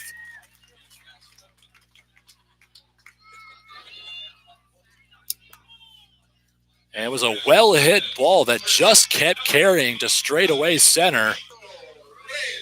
And Chase Corton tried to make a play on it over the shoulder, but it just kept carrying out of its reach, one hopping the fence in center end. That is a deep center field to play here at Memorial Park, especially in the gaps at 380 feet.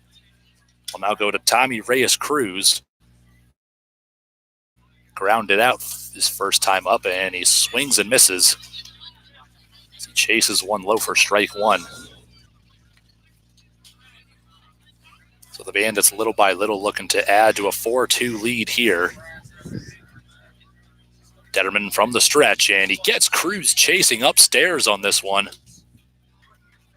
And from time to time, we see the Bandits getting a little antsy at the plate, causing them to swing at stuff at the eyes, as obviously you know. It's an easier pitch to hit out, but it's also an easier pitch to miss as well as pop up. So Cruz now battling back 0-2, and he'll be sat down in 3. Swings and misses at 3 pitches for strike 3 and out number 1. Go to the shortstop, Sean Ross, as he touched them all last time on a walk and a stolen base, and a run scored back in the second.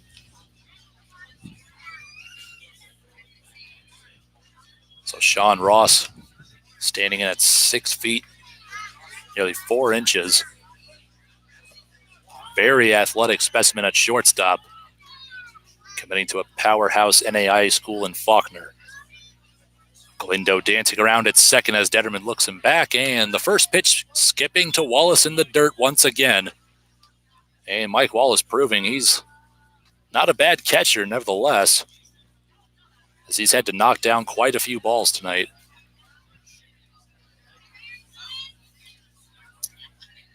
He'll start off Ross with ball 1 here, as Schrader's shading second base. It's still a 1-0 count, and Detterman just steps off the rubber there.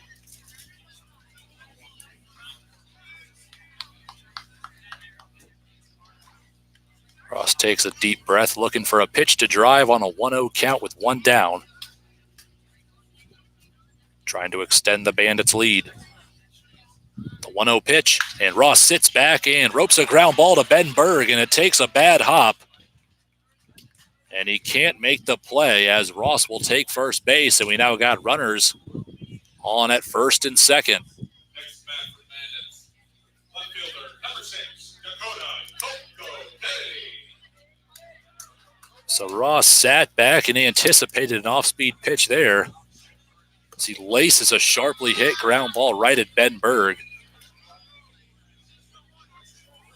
And Berg, you can see the flip of the hair and the glasses fly off there. That's obviously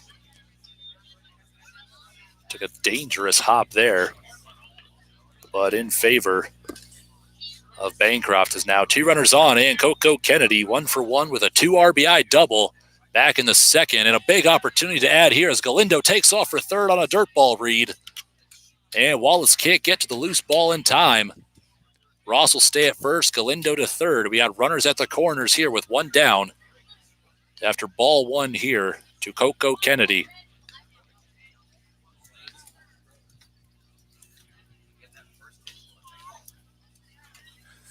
Perhaps we could see Sean Ross try to take second base here. Still more action in the Carroll bullpen. It's a new right-hander. Try to get a number to you soon.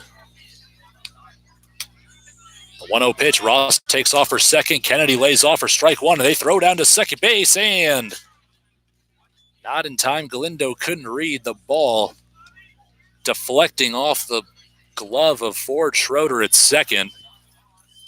Perhaps they were trying to cut off the throw to see if Galindo was going to take off for home, but nevertheless, strike one at the plate, and Ross steals second for the second time tonight.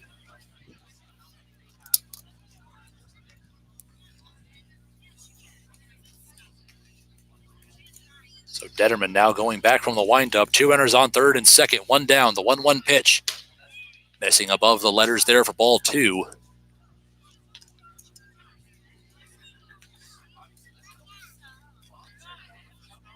I believe the man starting to get loose down in the foul territory for Carroll will be Nick Supel. I don't know if he might be coming into pitch or perhaps coming in to play the field soon for Colton Detterman, as he's starting to get in a little bit of trouble here. But nevertheless does offer strike 2 to Kennedy to even up the count here. 2 balls to 2 strikes as the infield playing in on the grass, trying to knock something down here. Here's the 2-2 pitch as Kennedy holds off for ball 3.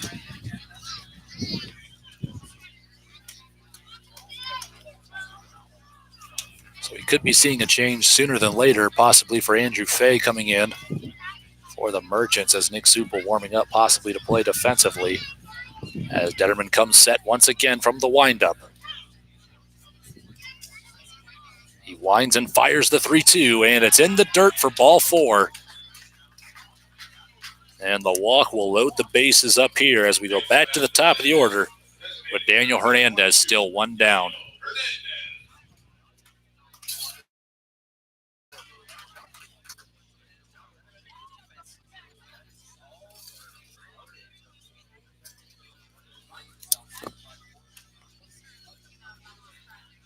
So it looks like Detterman's night has come to an end here.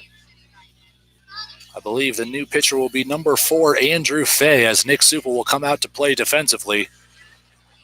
As we're still in the bottom of the 4th, still 1 down. Andrew Fay into pitch, bases loaded. A 4-2 ball game, and the Bandits with a big opportunity to increase that lead, with Daniel Hernandez at the plate looking for retribution after starting off his game with 2 strikeouts. So we'll be back in just a moment here. Don't go anywhere. You're listening to Bandits Baseball live from Memorial Park.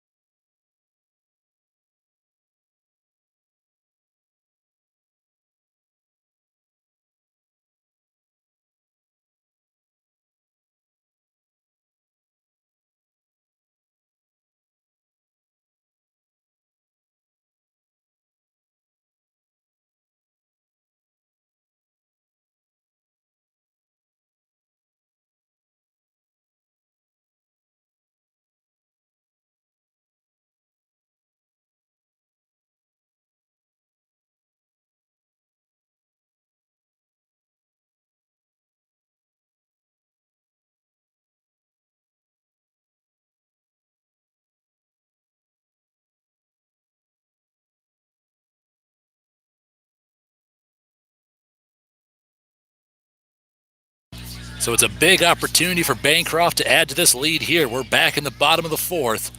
One down, bases loaded. Daniel Hernandez on at the plate, and Andrew Fay on the mound. Here's the first pitch, and Hernandez flicks at this one to the backstop, foul for strike one.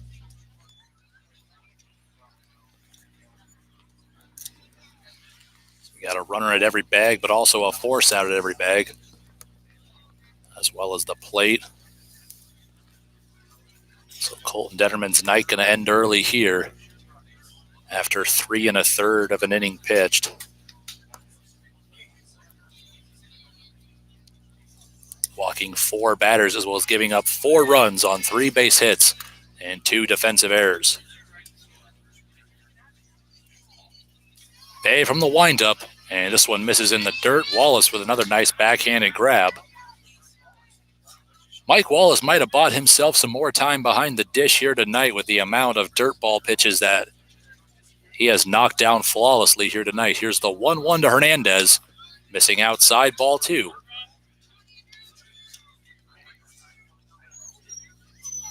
So Hernandez 0 for 2 with a pair of strikeouts thus far.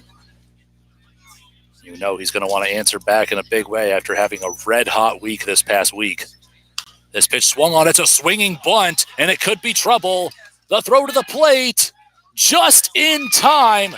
And what a defensive play there from Andrew Fay on the slide to pick up a swinging dribbler. It doesn't even make it past maybe 15 feet from the plate. And all in one motion, he's going to throw Galindo out at home for out number 2. As Hernandez reaches first on a fielder's choice, almost an RBI infield single. As you know, a throw down to first, and Daniel Hernandez is going to beat that 10 times out of 10. So nevertheless, an opportunity now falls on Aaron Mason with 2 down. And you know he's looking to step up as well, 0 for 2. A pair of hard hit balls that he just got out on. So 2 down, bases still loaded. Fay from the windup. First pitch, and a breaking ball. A lot of movement on that one. Curves its way into the zone for strike 1. A beautiful pitch there to start off Mason. He'll go from the wind for the 0-1. Fastball missing low and away, ball 1.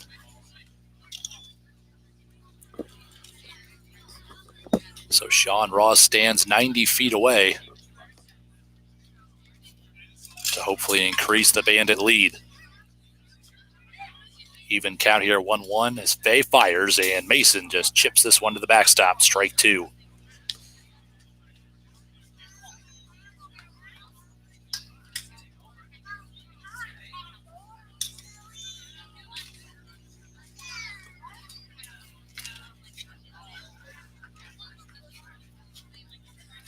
One ball to 2 strikes here to Cowboy Mason.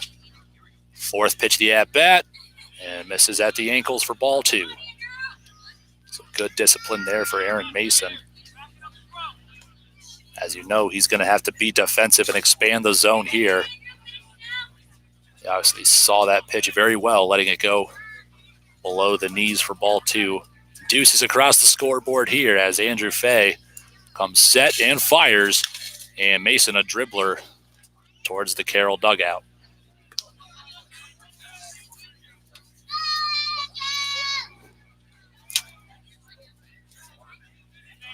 So Mason draws a 6-pitch at bat here.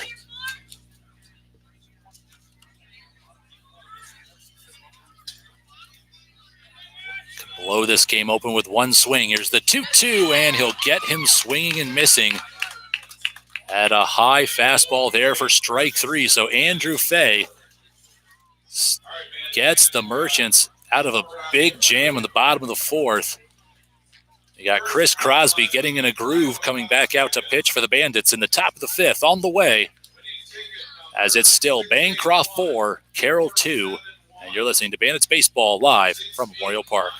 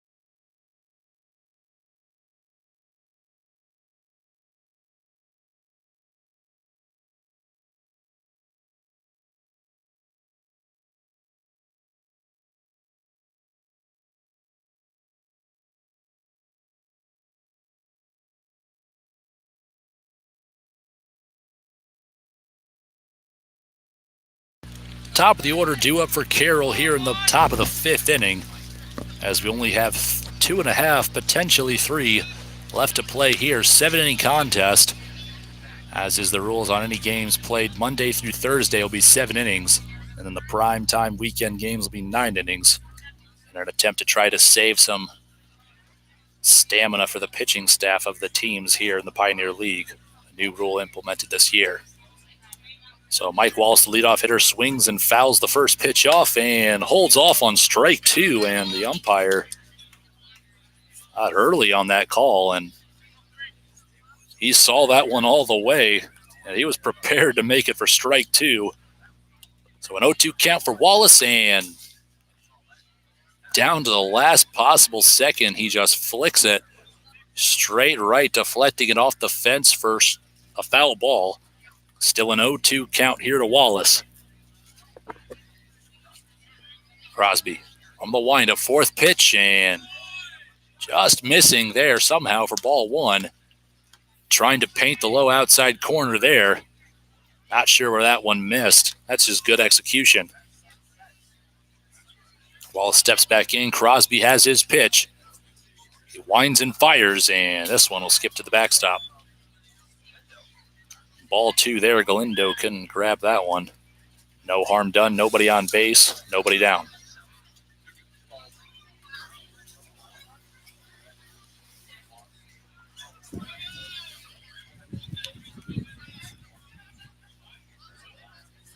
The 2-2. Crosby from the windup. And Wallace, another defensive swing there as he stays alive. Still a 2-2 count after fouling that one out of play.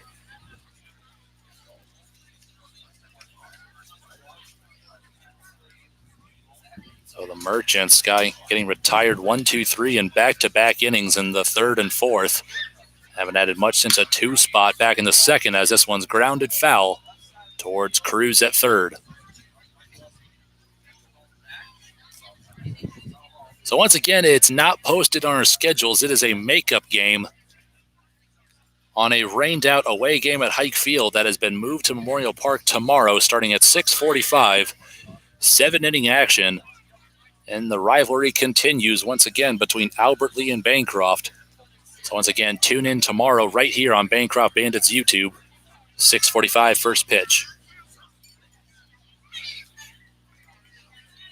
Count still 2-2 as Wallace waiting to straighten one out here. He fouls off a handful of pitches from Crosby, and he ropes this one towards second base, and Soto makes the grab and the flip to Melendez for out number 1 on Mike Wallace.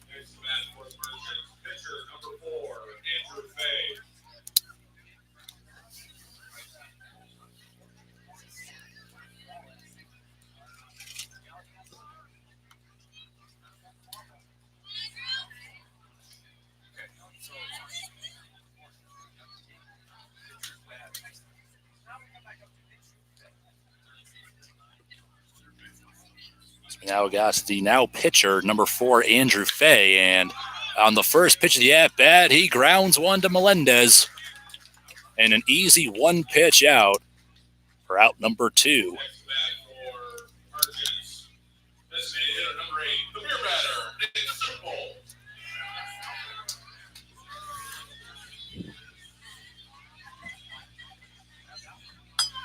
So stepping in 0 for 1 with a strikeout back in the 2nd, Nick Supel, reaching base 1 by a hit by pitch.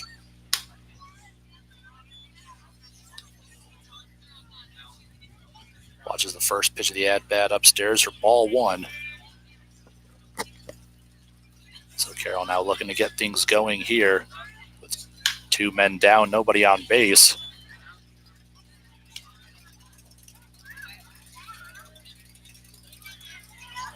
Looking at a potential 1-2-3 inning for the 3rd consecutive time at the plate.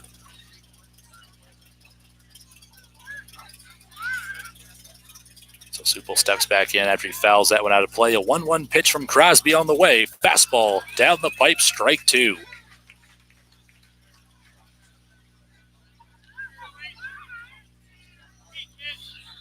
So Supel takes a deep breath there, trying to recompose. Crosby looking to be relentless here. Here's the 1-2 pitch, and this one's grounded to the 5-6 hole. Ross on the run, on the money to Melendez at first. And Sean Ross with another beautiful play at short for out number 3. Third straight 1-2-3 inning for Chris Crosby, as we've played 4.5 here from Memorial Park. And it's still Bandits 4, Merchants 2.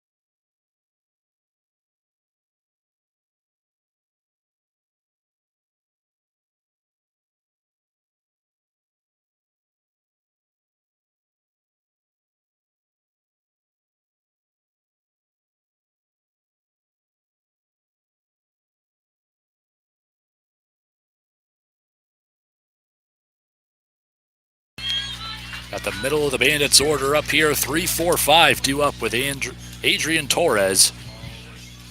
Set to lead things off here. For the first time tonight, he's 0 for 1. A couple of stolen bases following a walk, as well as a run scored back in the third. Looking for his first base hit of the game. Torres, the reigning player of the game from this past Sunday, 4 for 4 at the plate, only a triple shy of the cycle. Unreal game at the plate. So he chases this one outside, foul tipped for strike 1. Might be getting a little anxious there.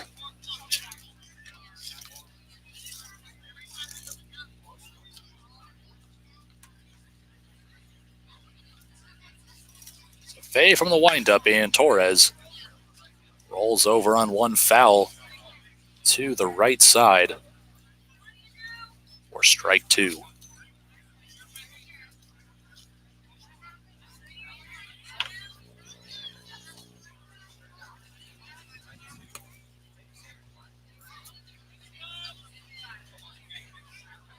Fourth pitch of the at-bat, and Torres pops this one up to the left side, and it looks like it's out of reach of the third baseman, Ben Berg, as it sails to the Merchants bullpen. Foul ball.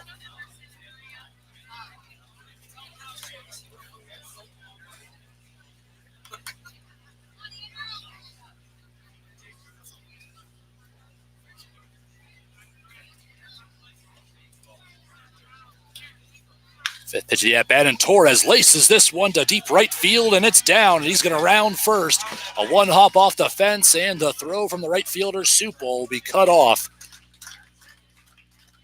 And the Bandits once again lead things off with a stand-up double, this time courtesy of Adrian Torres.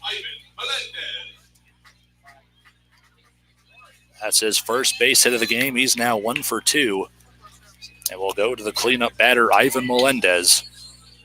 1 home run, 1 strikeout.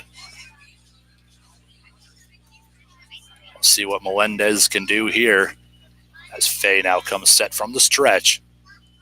First pitch of the at-bat. Just missing somehow there for ball 1. Perhaps a little low. Melendez quickly steps back in here looking for his second hit of the day.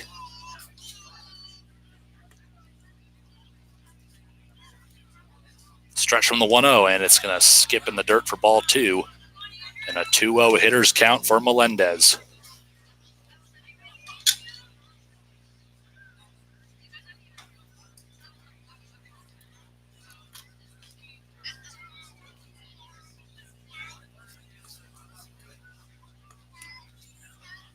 Count here. Melendez looking for one to drive. The pitch swung on and missed. Perhaps a little run there as Melendez chases it outside for strike 1.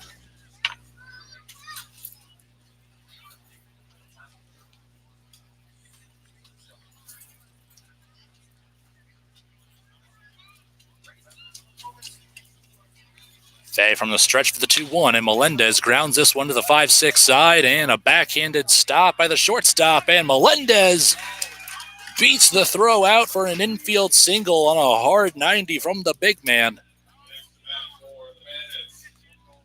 And Tate Johnson almost making a good play from short.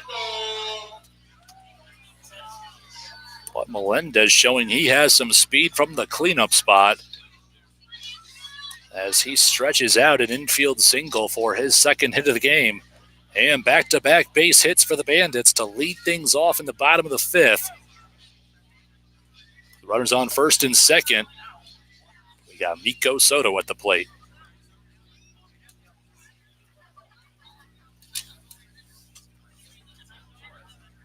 Here's the first pitch of the at-bat, and Soto pulls back on a bunt as he sees this one is low for ball 1.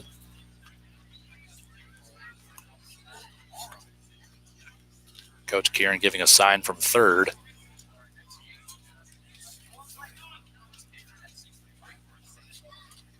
See if a play is on here offensively with a 1-0 count to Soto. Nobody out here. Runners at first and second. Bandits still lead the Merchants 4 runs to 2.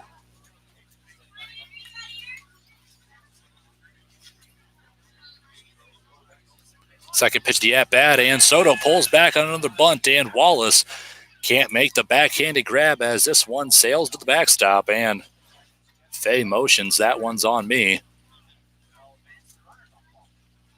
And both runners advance 90 feet here to third and second.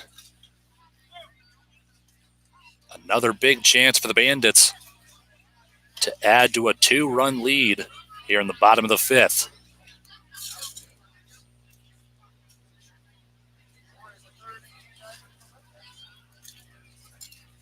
Fay now working out of the windup. Infield's in on the grass, and this one misses outside for the third straight ball of the at-bat. A 3-0 count for Soto. We already saw Coach Kieran give the green light, but be picky on 3 balls to no strikes. Fay back in the windup here. The 3-0 pitch, and Soto hits this one in the air the other way. Supple looks like he has a play on it. He makes the grab as Torres takes off for the plate. There's a play at the plate, and Torres beats the throw. As just as Wallace makes the grab and turns for the tag, Torres has already passed him there, increasing the Bandits' lead now 5-2.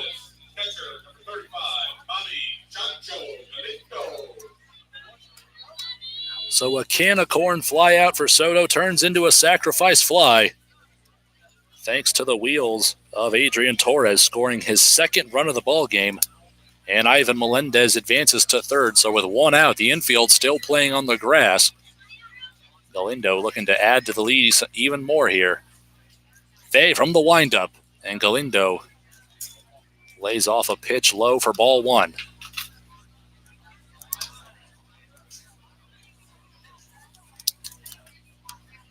Steps back up here. He winds and fires the 1-0 pitch, and Galindo grounds this one to second. And a good play there for Ford Schroeder. He looks the runner back at third and easily flips it to Larkin at first for out number 2.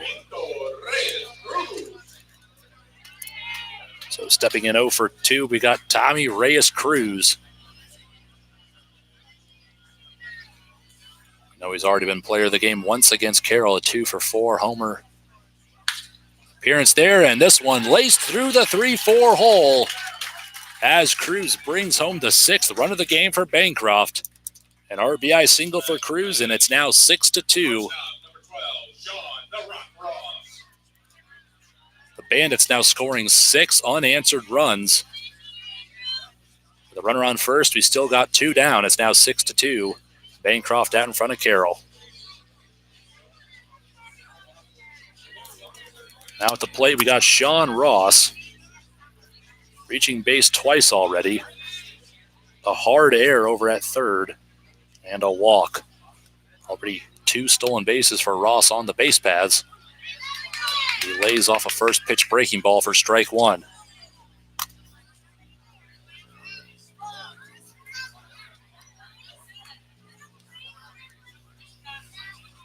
Fay comes set from the stretch. Second pitch of the at-bat, and Ross sits back on another one. Holds off for ball 1 as he sees this one low.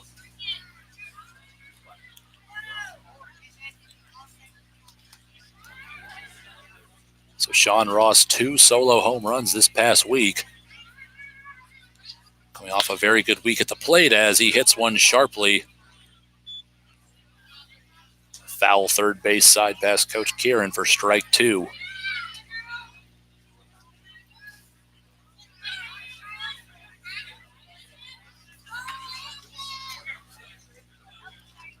One ball to 2 strikes, 2 down. Cruz on at first.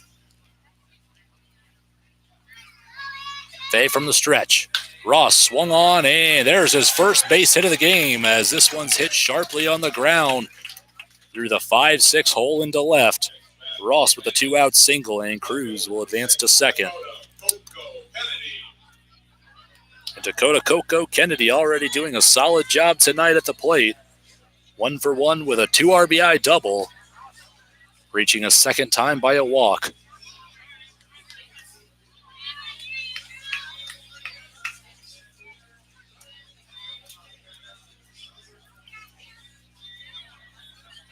So with tonight's hit, Kennedy now stretches his batting average to over 300 on the summer. And he was looking for a long ball there with a big swing and a miss for strike 1. Trying to drive in some more runs. He'll step back up to the plate to count now 0-1. You see Crosby starting to just lightly toss the ball around. Might have gotten a little cold after a long half inning here for Bancroft. As we're seeing our 7th hitter at the plate this inning for the Bandits. 3 straight 1-2-3 innings for Chris Crosby, and he has been very productive on the mound. After a slight hiccup in the second inning, giving up 2 runs, only 1 of them earned. There's the pitch, and Kennedy, another hard swing and a miss on the outside part of the zone for strike 2. He might have to take a little bit of oomph off those swings. Here now down to 2 strikes, just try to look to get one in play. As he's down 1-2 in the count. Fay from the stretch. Not a bad spot with 2 strikes, but he's going to miss for ball 2.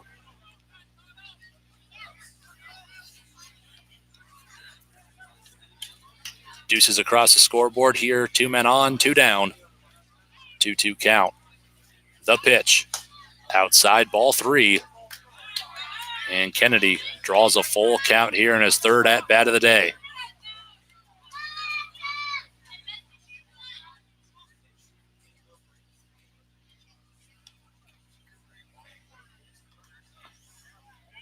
He nods and comes set here as he tries to check the runners here. Nobody covering.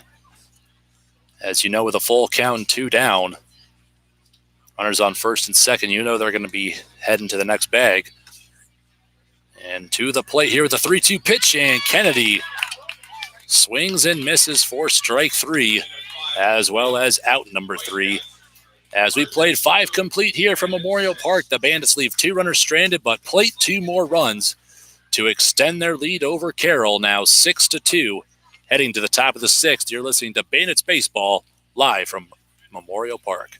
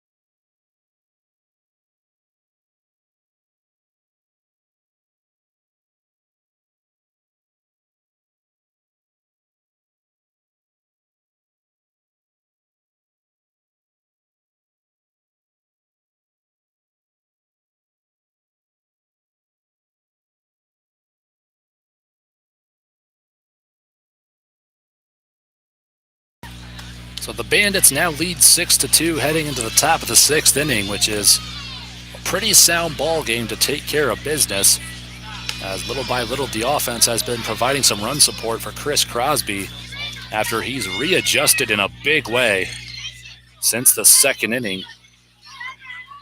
3 straight 1-2-3 innings, and that is productive work for the right-hander out of Mississippi College.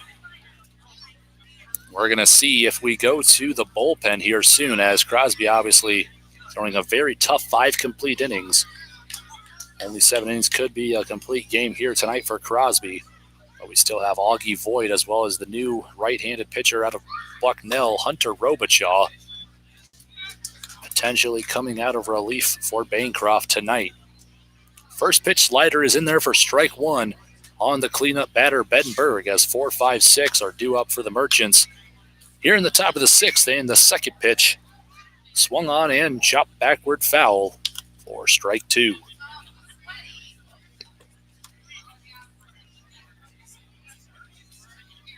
So Crosby works ahead of Berg here, 0-2 in the count.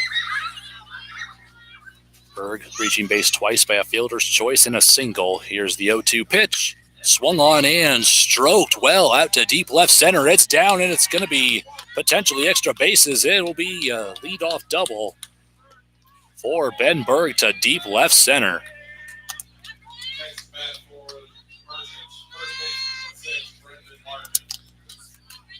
So that'll be the first Carroll hit by a Merchant not named Chase Corton here tonight. The Merchants only with 2 runs on 3 base hits and 1 accompanying Bandit defensive error. So we'll now go to Brendan Larkin, 0 for 1 with a strikeout in his last trip. Definitely a dangerous hitter here from the right-handed side. Can't take him lightly, and Crosby gets Larkin to duck out of the way for ball 1 on the first pitch of the at-bat.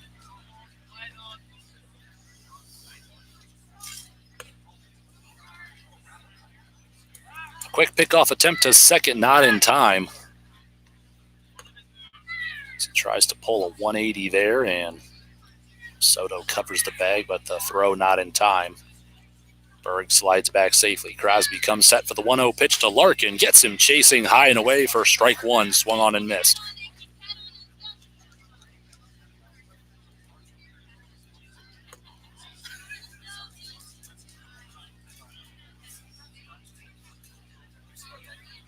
Crosby from the stretch, and Larkin inside out gets a piece of this one, foul.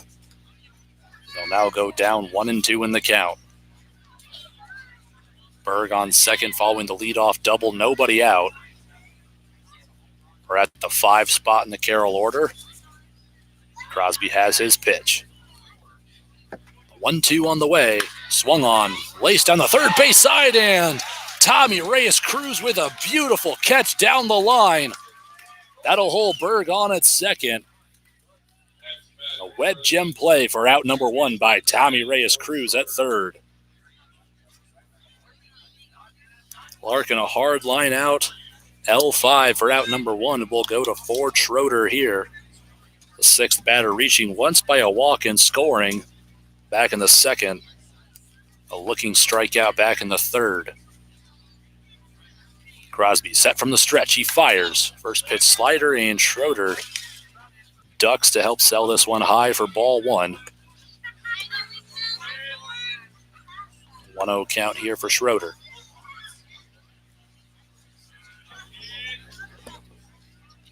1-0. This one also high for ball 2.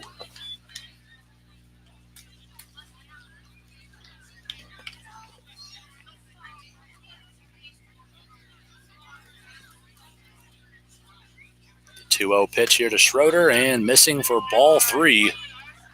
3 straight balls to start off the at-bat here, and Van Vactor motions down to the bullpen. We might be seeing Voit sooner than later. Should we see Crosby get into trouble once again here? A 3-0 count to Ford Schroeder, the second baseman, and that'll be a fastball get me over pitch for strike 1. Still a hitter's count, 3 balls to 1 strike.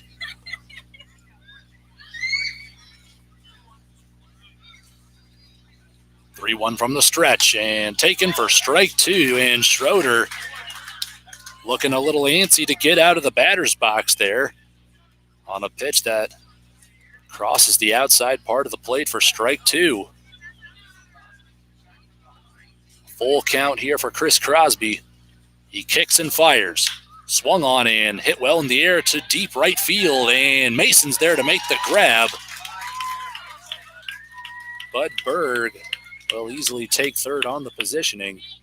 Throw will be cut off, and the third run of the ball game for Carroll, now 90 feet away on at third base. So Schroeder flies out to deep right field, and we'll go to Tate Johnson with 2 men down. Still a 6-2 ball game. Carroll trying to fight their way back into this one, trailing by 4. Crosby, first pitch from the windup, and Johnson just gets a piece of this one. Foul ball for strike 1.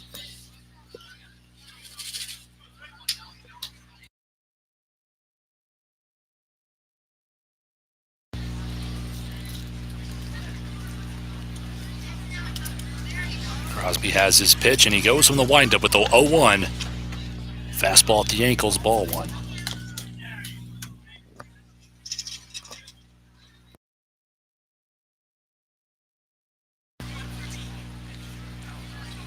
There's the 1-1 pitch.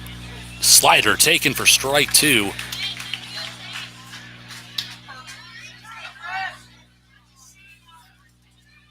Good pitch there from Crosby. A lot of run as it runs from the right-handed batter's box, and the last possible second, it just cuts in across the plate. That is a very tough pitch to hit from Chris Crosby. The 1-2 pitch, and Crosby fires, swung on and missed. Galindo makes the grab, and out number 3 as Ben Berg gets stranded on the bases. No one able to follow up his double, and we'll go to the bottom of the 6th. One last opportunity for the Bandits to add some insurance runs. Here from Memorial Park, it's Bancroft 6, Carroll 2, as you're listening to Pioneer League action from Memorial Park.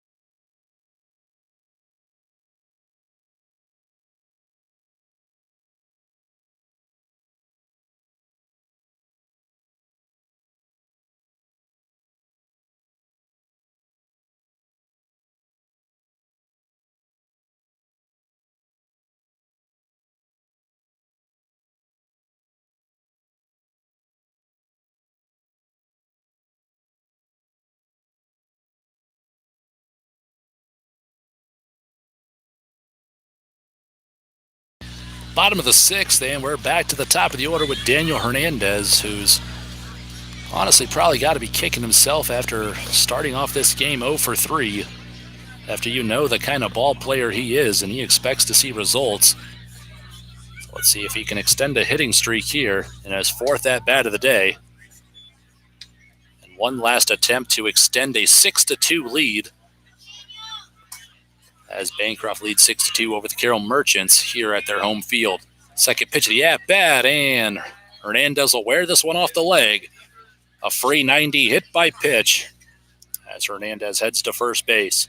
Next to bat for the Bandits, making his home debut, number 1, Ryan Seamster. So now coming in to pinch hit for Aaron Mason, It'll be Brian Seamster, as he's already played a couple games for the Bandits in purple on the road against Storm Lake and Fort Dodge. So let's hope Seamster can start off the home crowd successfully here in his first at-bat on the home field. His third game for Bancroft, the former Ole Miss Rebel, as well as playing at San Jacinto. So obviously a Division I in the SEC and also a very good baseball program. He'll be joining former Bandit Lance Russell at the University of New Mexico this fall. So the future Lobo steps in here, still awaiting the first pitch after Fay just tries to check Hernandez at first. And he comes set from the stretch. First pitch missing high and away, and Hernandez will easily take second. Has a beautiful jump there, and this one missing high for ball one. Wallace can't make the grab.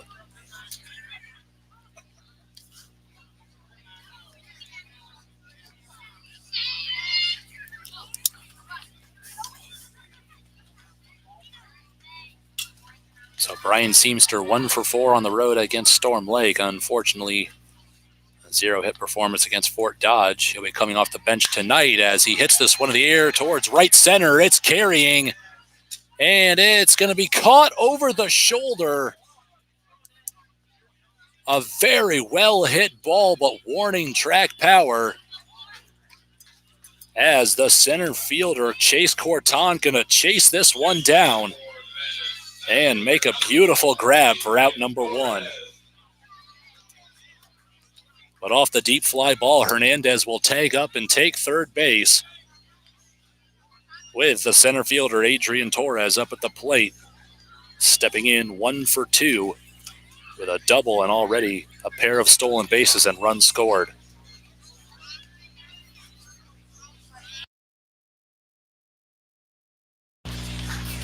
So the smooth lefty Torres steps in for his fourth at-bat of the day and rips this one to deep right field. It's going to be caught on a slide from Nick Supel. 2 well-hit balls and 2 nice grabs from the Carroll outfielders. And it'll be a sacrifice fly for Adrian Torres for out number 2 to bring home Daniel Hernandez from third. And it'll now make it a 7-2 ball game from Memorial Park. With 2 down, nobody on base, Andrew Fay set to go back from the windup against the cleanup batter, Ivan Melendez, and he hits this one in the air to straightaway center. And Corton has no problem to make the grab for out number 3 as the Bandits score one more to add now to a 7-2 lead over the Carroll Merchants as we head to the top of the 7th. Augie Voigt coming in to pitch for the Bandits to close the door from Memorial Park. You're listening to Bandits Baseball. It's 7-2.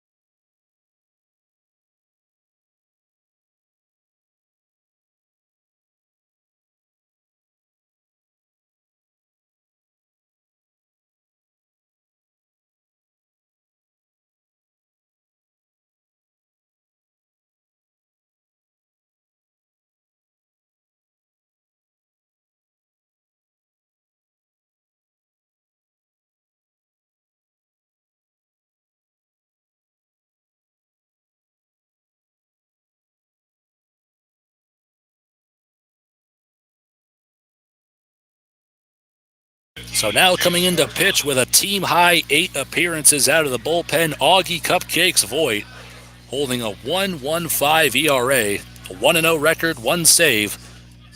Through 15 2/3 innings pitched, Augie Voigt only giving up 8 base hits, 4 runs, only 2 of them scored, only 5 walked batters, 1 hit batter, and 25 strikeouts out of the bullpen. Augie Voigt, a very strong right-hander out of William Penn, as well as hometown Waukegan, Illinois. So Voigt starts off Corton with an 0-1 count. Gets him swinging on a late pitch there, fouling it for strike 2.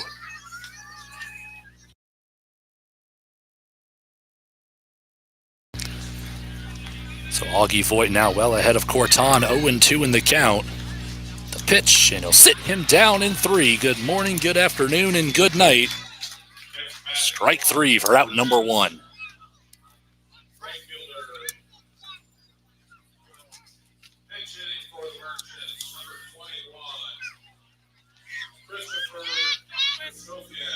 So now we got Chris Christofiak coming in to pinch hit for the Merchants, as we've already seen him on the mound in a start the last time the Merchants were in town, and he'll take first pitch for strike 1. 4 pitches, 4 strikes from Augie Voigt. Looking for an effective inning here in the top of the 7th to put away the Merchants in a check swing for strike 2.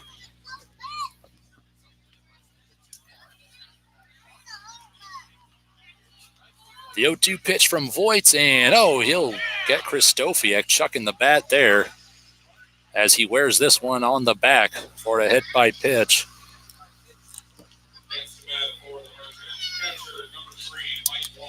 Could have been back-to-back 1, 2, 3 strikeout pitches for Augie Voigt. But Christofiak will head to first after wearing this one off the back. We'll go back to the top of the order here. Augie Voigt going from the stretch here. Runner on first, 1 down. He comes set. This one just missing. A letter high fastball for ball 1. The Merchants have a right-handed pitcher warming up, but it's a 7-inning contest, and the Merchants trail by 5. Here in the top of the 7th. So I wonder if he's just trying to stay loose, or not sure on that one. But Voigt, only 2 more outs to close this ball game. And that's strike 2 as Wallace fouls this one to the backstop to make the count 1 ball to 2 strikes to Mike Wallace. Wallace stepping in 0 for 3. A ground ball double play could end this game in style. See what happens here. Voigt out of the stretch with the 1-2 pitch. He comes set. This one misses outside for ball 2 in the other box as Wallace holds off to even up the count 2-2.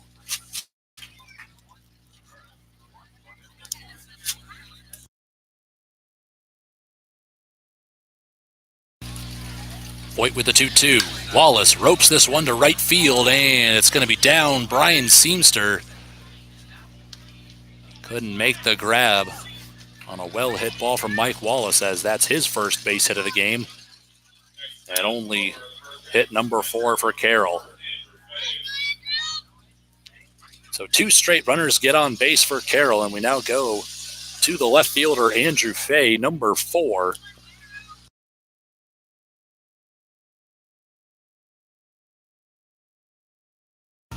Fay stepping in 0 for 3, 1 strikeout. Back in the 2nd. Voigt coming set from the stretch. Runners on first and second. First pitch fastball in the outer half of the plate there for strike 1.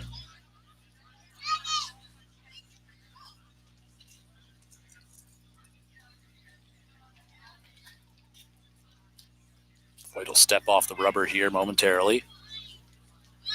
Runners will head back to the bags. Remember, folks, we'll be right back here on Bancroft Bandits YouTube. 7-inning contest, 6:45 first pitch as the Bandits host the Albert Lee Lakers.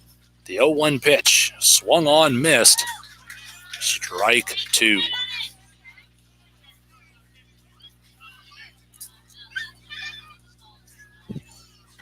Voigt works ahead in the count. Once again, no balls, 2 strikes. Still 1 out. He comes set. Fires. Slider that just tails away for ball 1.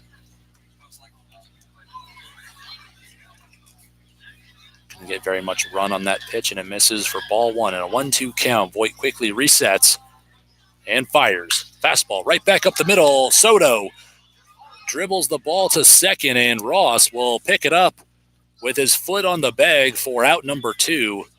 And a fielder's choice for Andrew Fay to retire Wallace, as Fay will just trade spots with him on at first. Snyder advances to third.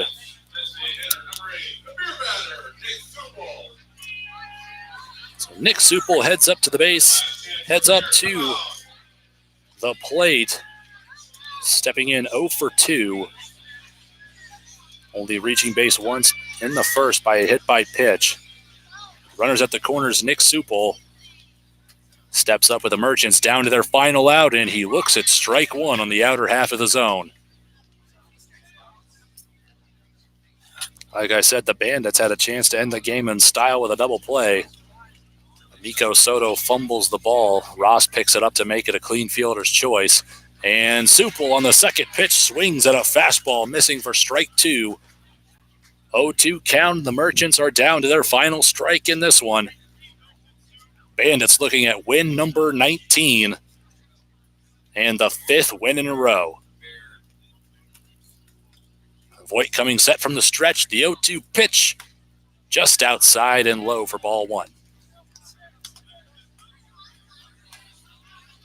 So Voigt could still end this game in style with striking out the beer batter, giving him his second strikeout tonight. Here's the 1-2 pitch from Voigt. And this one will miss above the letters as Supple lays off for ball 2.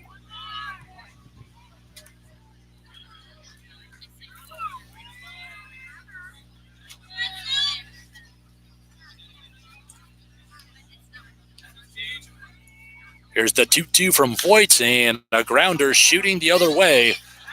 Soto makes the grab, but can't get to it in time, and nevertheless, it'll be an RBI single as the Merchants score 1 run late.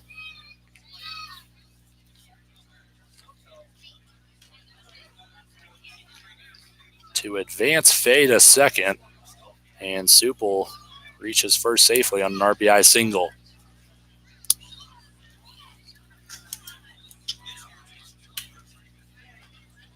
Looks like we just got a quick mound visit here with Coach Kieran, just trying to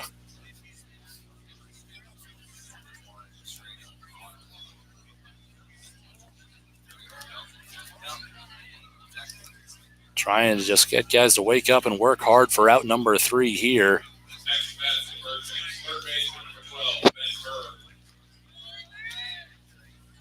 As obviously trying to stall and burn out any chances of the Merchants making a comeback here. As the tying run is on deck. With 2 runners on first and second, it's still 2 down. 1 more out to put this game away.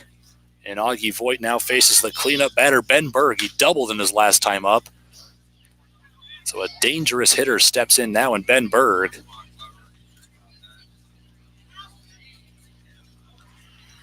And just more little minor mistakes like that throw back to the mound could be troublesome. With still 2 base runners on for the Merchants. Here's an 0-1 pitch from Voigt. He fires, and this one swung on as Berg tries to shoot this one the other way. Barrels it up down the right field line, but it cuts foul. Once again, the Merchants down to their final strike. Voigt working hard for his 3rd and final out. He has his pitch as he comes set.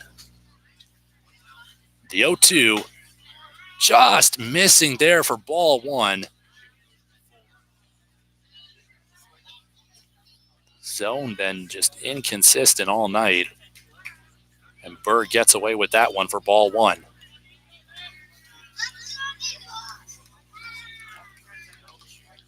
Voigt trying to paint the low and outside corner on that last pitch there. Somehow missing for ball one. Despite picking his spot, he comes set for the 1-2 pitch. And he gets Berg chasing, swung on and missed for strike three. And that will do it. The Bandits are going to hold on to their 5th straight win here tonight from Memorial Park as they defeat the Carroll Merchants 7-3. We'll be back on the air tomorrow night as it's Bandits versus Lakers once again from Memorial Park at 6:45. Another 7-inning contest. My name is Mitchell Kieran. Be sure to stay tuned for our player of the game presentation and coaches interviews on our social media sites. But until tomorrow night, thank you for tuning in. The Bandits win once again over the Carroll Merchants 7-3.